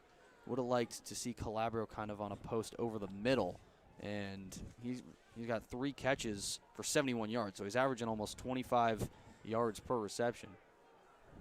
So 3rd and 7. Ball's on the ground. McGarren drops that one. A couple of the Rams falling on top of him. Number 44, Bo Solert was the first one there, but another mistake. Oh, wait, that's not even a fumble. That's just that was incomplete. Oh, my bad.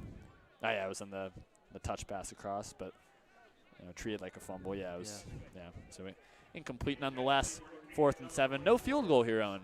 I'm shocked. I'm shocked. No field goal. So Darien doing trying to get a little conversion going on. Check out Benedict in the slot there. They got to cover Valenti on top as well. Lane will drop back. He's looking to his right, trying to motion receivers down. Guess that one will be completed. Darien, nice hit over there by a couple of Rams. I went over to Miranda, so we'll stay alive for Darien, try and get some points here. It's a good job from Lane extending the play there on 4th down, because you need that. But Miranda was open for a good amount of time before Lane decides to really throw this ball. But, I mean, nonetheless, it's going to move the sticks, and Darien the closest to cashing in since I feel like the field goal, missed field goal in the first. Lane, he's looking to the wheel on the far side. He's got McGarren and just overthrows him. And the problem continues for Lane. He cannot hit his receivers. McGarren is holding his head there. He's just upset. And if you're New Canaan, you're trying to keep the shutout alive, but it probably should have ended right there. Yeah, I mean, that's the most open. Canaan got lucky, yeah. Yeah. The most open that any receiver's been for Darien all game long, and maybe besides the missed wheel route to Jeffers earlier in this game. But that's a throw you can't miss if you're Chase Lane. Your eyes can't, go big and get excited, but it's tough for the Blue Wave. So Lane's just going to hand this one straight up the gut. And there it is, touchdown for Darien. It's Rowan Levine. So the shutout is no more. Darien gets on the board with the touchdown. Try and extend it with the PAT, maybe go for 2, but regardless, still 39-6. But Owen, touchdown for Darien, get some points on the board. Touchdown for Darien, and it's Rowan Levine. So his 5th total touchdown on the year. He's had 2 on the ground, or 3 on the ground now, and 2 receiving. So make it 5. We highlighted him before the game. It's a good run from him. Makes a couple guys miss on his way to the end zone, and Gannon Collins on for the PAT. So extra point. That one almost got blocked. Yeah, up and good over the added bleachers. So 39-7, still in favor of New Canaan. Might be one more drive. Could be one last drive for the Rams. You got to imagine backups might be in. Maybe we'll see Quinn Jens, who has a passing touchdown this game. That was a crazy play earlier, but he might get the final reps for what could be the final drive for New Canaan. Yeah, and I'm just going to step in here and do some more updates around the league. So Fairfield Ludlow is playoff bound. They beat Fairfield Ward 35-2. Wow. I guess there was a safety or something. You think that's a scoregami? That might be. Yeah, high school football? Probably. And the history well, of high school no, absolutely not. Yeah, every score's happened in high school football. Yeah. Maloney is still up 28-7 on Platt. All right. So that's good for Darien. And then Amity is down 17-6 to Shelton. So that is better, also good for Darien because it's the winner of the Stoddard Bowl, Amity, and playoff spot now. And Darien with the loss, it doesn't look good, but I mean, yeah, anything could happen. Yeah. So we'll be booted away. It's Doyle and Milligan that are both back there for the Rams, but it'll go short. I think it's Dallas George is taking a knee on it. So 3 minutes and 20 seconds left to go. This edition of the Turkey Bowl. We'll see who New Canaan will send out there, but as I said, might be the backups in the second string, so it looks like it will be.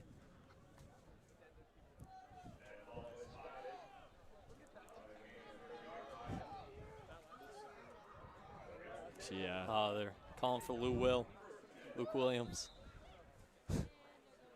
See offensive coordinator Jimmy Nugent made his way down from the press box up top. He's helping out on the sideline as he was towards the end of the first half. Look in the backfield. We got Big Scat, Ben Scott. Ben Scott, NCTV zone. NCTV zone, exactly. Used to be on Football Crew. And we call him Scat because he looks just like Cam Scattaboo with his buzz cut. And he's got kind of the similar frame. Yeah. But a short, hard-nosed runner. Ben Scott getting that one for a couple. It's always good, in late game situations, it hurts for one team that you're getting blown out, but it's always good to see the winning team when you get, the second string guys in there as well. Jens was getting his play call from the sideline, now rushing over to the huddle. So it was a gain of 1 for Scott. As clock just rolling down, play clock at about 5 seconds for Jens. Play action, he's gonna throw that one far outside on the wide receiver screen. Looks like that's the brother of Andrew Esposito. That's Cole Esposito. Also NCTV zone. So we're really getting our reps here the last couple minutes of this game, but Andrew's brother Cole, who could be a future star for this New Canaan team, Peach. Yeah, he's a great athlete. Also a basketball player in the winter. So those two very similar kind of players, both very shifty, very athletic. But only one has ever done NCTV. That's Cole's only second catch of the year. Yeah. Does doing NCTV make Cole a little bit better than Andrew in your book, BJ? I don't know. Andrew is going to Villanova, so That's true. That's true. Yeah. What is it, like your birthday today or something too? I don't know. Maybe. So 3rd and 3, Jens. Little motion to left side. I think someone delay jumped, game. I want to say. Delay game, yeah. Play clock at 0 at least, and they'll send the Rams back 5. 3rd and 8. See you over on the far side over there near the barrier, all the student section for New Canaan. Looks like they'll be ready to rush this field when the clock's hit 0. You know, a little less exciting when it's 39-7 rather than maybe like an overtime victory, but you know, nonetheless. Or like you seen a few years ago with the batted down Hail Mary. Or or the one when they rushed premature and get off the field and yeah, actually NCTV's own Caden Leslie was in there. I remember seeing him go in. Yeah. Short handoff again from Ben Scott. The clock will go under 1 minute, but it will be 4th and 9, so see if the Rams will just punt this one away, and pretty much we'll be set with this game here.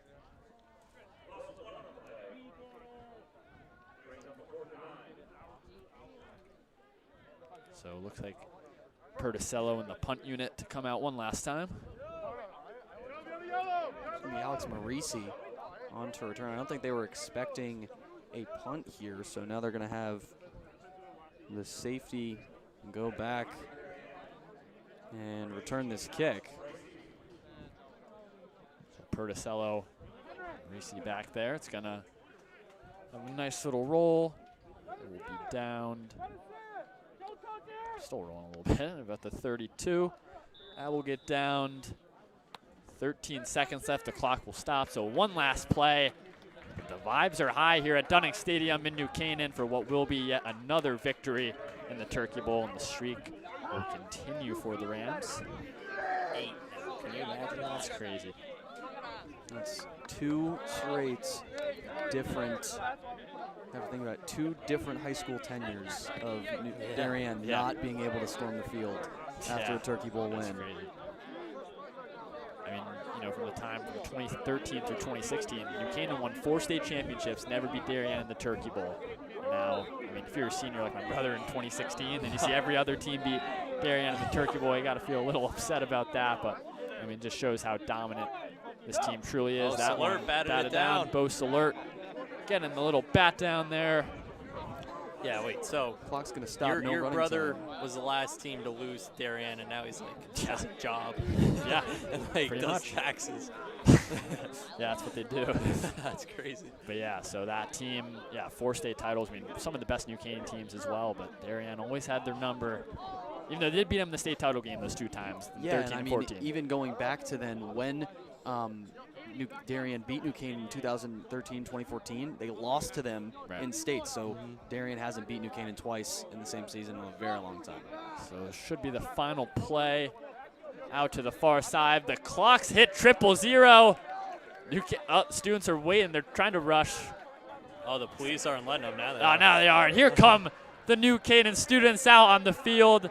And that is your final. New Canaan, 8 straight, 39-7 over Darien. Dominance in the Turkey Bowl. What now seems like a regular occurrence, and it's all too familiar for both sides.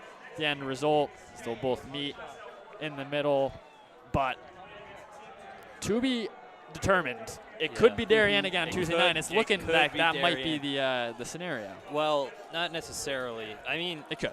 It could. It's possible, but we're gonna have to see. So there is a very good chance that we could be back on Tuesday, Darien playing New Canaan again. I mean, maybe a sign of hope if Darien's able to get in as the 8th seed and play here. The last 2 years, I should say, demolished in the Turkey Bowl. Yeah. But then in states, it was close. Right. Last year, they only lost by 14 the year before. They lost by 7 in the state finals, and that's after they were up 28-14 or 21-7, I think, for a little bit. Just unfortunate for Darien, and it's been the same story the past 8 years. They're going home with a loss. There's been games that have been close. There's games that have been blowouts, And then there's games like this Yeah. where it's pure New Canaan conquering and standing their ground Yeah. here at home in a 39-7 victory. Yeah, so all New Canaan. I mean, PJ, vibes are at an immaculate level, right? You're Yeah. going into playoffs undefeated. You're the #1 team in the state. You take down your rival by 32. I mean, what are these guys feeling right now? I think it's a lot of excitement, but I think also, right? It's you're back out on Tuesday for another game against what could be Darien. It could be. It's looking like Maloney is ahead in that one, still 28-7 last I checked, and Amity is down big, so it looks like they might be out of it. But it looks like it's going to be between Darien and Maloney. So we could very well see this same matchup on Tuesday night here at Dunning once again, and maybe us three will be back here. You never know, but I think both of these sides are really, Darien, they're kind of just hoping that their season's not over. New Canaan, they're ready for more. They showed that they were ready for whatever anyone had to throw at them, and that they want to be known as the best team in the state, in state history, New Canaan history. Yeah, so great performance again from New Canaan. We'll take one last look at the highlights from this game. Again, it was a 32-point win from the Rams, but we have all the shots from the game. So we'll start early on in the first quarter. This was the one moment of hope here, Owen, for Darien. Yeah, seriously, and I mean, they started it off with a bang, and Jeffers kind of leans towards the left, right in the curl as he reaches out for that one. They don't score a touchdown, but then they try the field goal attempt. They miss. First time in 2 years they attempted one, and not the best there for Darien. Then Stein makes the big run on the second play of the game, and then he's hurt. So Jeff Moultrie comes back in, and we're going to cut to the field now. There is last thing there was that was the Ryan Brooks touchdowns. That really opened the seal off as both teams meeting in the middle. So we're going to take a quick pause for the festivities at midfield, and we'll be back. Don't go anywhere. Coaches who build proud traditions for their respective schools, traditions that continue to inspire both programs to this day. We are honored to have Brian Sikorsky, son of Coach Joe Sikorsky, here with us this morning to present the Coaches Memorial Trophy to the winner of this year's Turkey Bowl, the New Canaan Rams.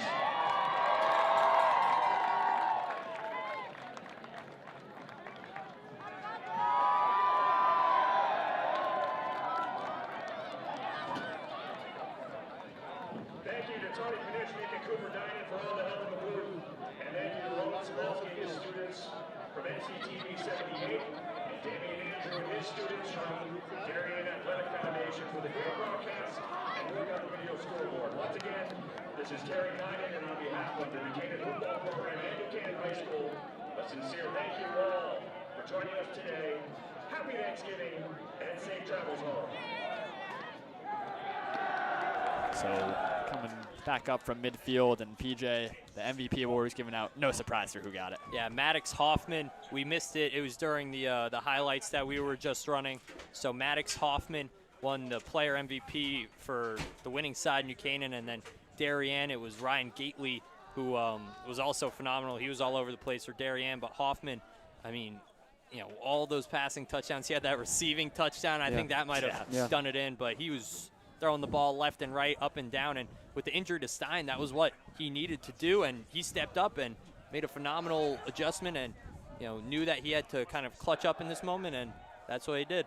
Yeah, absolutely, and that's what great players do, and that's what Maddox Hoffman has done all year long. He's thrown for about 1,400, a little more yards now. Neve will be interviewing him, hopefully. Julia, excuse me, will be interviewing just in a moment, but yeah, he was slinging the rock. He caught the one passes. The wind is wind is crazy up here. Crazy when the doors are open. Yeah. So right now we actually do have Maddox down there with Julia DiGiacomo. Julia. Thanks, guys. I'm here with Maddox Hoffman, the MVP of today's game. Maddox, you had an amazing performance. What was your mindset coming into today's game? I mean, we had a good game plan, and we got a great team and great culture, and I think that's what really sets us apart. And yeah, that's about it. What does winning the Turkey Bowl with this team mean for you? I mean, it means a lot, and it's a good start to Thanksgiving. So we just wanted to keep the streak alive, and now it's 8 in a row. So yeah. Thanks, Maddox. That's all for me. Back to you guys. Thank you, Julia. And again, a great game from Maddox, really emerging himself as a star quarterback. But, a little promise, too, when you think about it from the throw from Quinn Jens, just regarding that whole play was phenomenal. We can probably take another look at that one because that was one of the best trick plays I think New Canaan's ever ran. You see, out to Jens, that was the little fake right there, right? Get everyone up. See on the backside, it was Gately who got the initial pressure, and he kind of gave up on the play. And Esposito, he pulled, I think maybe it was McGarren or maybe O'Malley, one of the two defensive backs from the outside. You see the celebration, but he pulled the defensive back out, and nobody is on that side. The edges, everyone on the inside, on the D-line, all kind of gave up on the play. And it left Hoffman wide open with 5 huge linemen running down the field blocking for him. Yeah, and all it took was the one you mentioned, that fake, the one look across the field with Esposito streaking across from Jens to open up that opportunity for Hoffman to catch it on the far side and then run down into the end zone for 6. And, I mean, it's no surprise he really got the MVP. I mean, you do something like that, then you throw for a bunch of touchdowns. It's gonna be you. So it was a great game from the junior quarterback for the Rams today. Yeah, and PJ, I mean, as for New Canaan, there were some injuries today, right? You had Stein go down. We have Koch going down. We don't really know what is up with Koch necessarily. Obviously, Stein went down with kind of that leg, ankle, in that range. It looked like his ankle-foot region. But I think, we had just coming into this game, right, we were talking about the injuries and how there were guys like James McInerney, Shane Whartonby, Esposito had been out, but he's back, and guys like that, and it was that next man up mentality, right? Luke Giancarelli hops in, and he plays well on the defensive end, and you've got Grant Hickey on the defensive line, who's 4th or 5th on the team in tackles, and it's that next man up mentality for the Rams that they have had throughout the season that they're going to need coming playoffs if Stein and Koch can't go. Yeah, so I think we have some scores to update very quickly around the league, see what's going on. So St. Joe's, the Rumble in Trumbull. Look at that one. St. Joe's 35-0. Greenwich 33-19. Staples on Staples. Maloney 28-7 on Platt. So good news if you're a Darien fan. And then Fairfield Ludlow, obviously we mentioned that one earlier, getting that 35-0 win against Ward. So coming right from that, we'll go back to the highlights from earlier. So I think we left off on the Brooks. All right, we'll replay it from the Brooks touchdown. And PJ, that was something from Ryan Brooks. Never seen wheels from him. Yeah, Ryan Brooks, 5 catches, 5 touchdowns on the season, and this 2-point play too. Yeah, that was crazy. I mean, just Brooks and Jack Kroll. We normally were saying their name on defense on every single tackle, and instead it's on the offensive end this time, catching a touchdown and a 2-point conversion. As you see Esposito there, it was in the air that New Canaan got it done today. I think that was pretty obvious, and that's why kind of Maddox Hoffman got the MVP award. Yeah. But it was a great it was just a great game, as that's the weird punt play. Also looked like that one was crazy. That was a weird play all around there. I was like, what is going on? Mitchell, I mean, if that play stood, this game would have been flipped on its head up to that point. I mean, look at the confusion just kind of from everyone here at Dunning. This was one of, I think, my favorite Hoffman throws of the day. Right over Marisi in coverage there. You just throw it to the back pylon, let Hegel do the work, and that's what he did. Yeah, and that was the one to end the half. So that was the miss from Aurora. That was 18-0 at the half. And there's the big run from Kroll here. Yeah, the first play. Yeah, that was like, I don't know why they're kicking it short. Kroll's going to make you pay. I mean, swipes away a tackler there, and then already inside the Darien 45-yard line, and they were setting up shop from within there easy. And then, of course, we just reviewed this one. What a play that was. Going back to Hoffman, who then he had 4 blockers out in front, too. Perfectly drawn up. Linemen. He's got an entrage down the field. Trucks Ryan McGarren at the end, too. Ryan McGarren did not fare well in that side of the that end of the field. This was also side of the field, really near that pylon. The block punt that resulted in the Darien first down. That was funny. This was maybe their best play of the day. I don't know. And there's this was a nice one though. This one was nice too. It was a good throw. Able to find Miranda, who I was mentioning needs to get the football, and he finally does right after I mention him. This is the interception though, and Milligan making a great play undercutting that ball. Maybe a rare underthrow from Chase Lane, and another play for Milligan here, and Chase Lane just trying to do too much. Yeah. And nearly a touchdown, if not for the penalties, and that was a wacky play as well. Right. Just a lot of strange plays throughout this Turkey Bowl. I mean, a big score, too, for New Canaan. A field goal away from 40 points on Darien. Esposito cashing in the same way he did 4 times last year. Yeah, I mean, just domination from New Canaan start to finish. Ending it off, there was Benny Hegel getting a nice rush in. I mean, I guess you could argue he could be a potential MVP candidate. I thought that they were going to give it to Benny Hegel. I think him and Hoffman were pretty close, and of course Hegel being a senior, he had 2 touchdowns on the day. He had a couple of really nice runs and big touchdowns. He made Hoffman look really good. Yeah, so regardless, it's a great job by New Canaan. So they'll be awaiting that matchup on Tuesday night. Regarding this game, though, we cannot do it without the special crew that we had. I mean, there's so many people. Of course, us 3 in the booth, Julia, Claire, and Neve doing sideline. We got everyone else. We got Jason, our senior producer, Bracelyn Flood, TD, and Harrison Diltz graphics. Yeah, Len. Luke's has a party on replay. We had Everett doing our Twitter, or X, the Everything app. Skandar, Sedan, everything. Skandar is doing everything. We can't do it without you, Skandar, so thank you. Obviously, we had Seabass, Sebastian Sobolski helping out on audio. Trevor Kisko doing camera. Nick P up there, Mr. Nick P. Sophia Sibilia also doing camera. Thomas Sullivan on Big field T camera. Sully. Connor Day doing field. Of course, thank you to Roman Sobolski, our NCTV advisor, and, of course, Damon Andrew at DAF Media. We can't do it without both of those 2 guys and, everyone else. Of course, Tony Pesesnik, who is up here and helping out, and, just more. Jay Egan, of course, the AD, and PJ, take the rest of these. Yeah, okay, so we got Jay Egan, New Canaan's athletic director, Danny Melzer, assistant athletic director, Jessica Hutter, also assistant athletic director, Dr. Brian Lutzy, he's superintendent of New Canaan Public Schools, Bill Egan, principal of New Canaan High School, Tony Siniknik. The GOAT, everything. Yeah, the GOAT, he also is everything. AV guy at New Canaan, Chris Manfredoni, I believe that is the Darien athletic director, and Justin Warzoha, the assistant athletic director, Bruce Ferguson, DAF superior head kind of guy. There you go. Technical advisor. Caden Leslie, he helped a lot with our graphics, and Thad Burley. No turkey, though. Yeah, unfortunately his mom didn't make us turkey, but he was still a big help during setup and the whole process, and he actually edited that video giving thanks. So big shout out to Thad and Caden. So that's it for our special thanks. Before we go, PJ, happy birthday, of man. course, Come 18 on Thanksgiving. So, enjoy the rest of your day. You already started out a nice little New Canaan victory. And, guys, Thanksgiving well spent. Good to be in the booth with both of you guys. Owen, might be seeing you on Tuesday. For all we know. Could be a repeat. But that is it on Thanksgiving Day. We hope everyone has a great rest of your day. We will be seeing you soon on NCTV. Goodbye, everyone.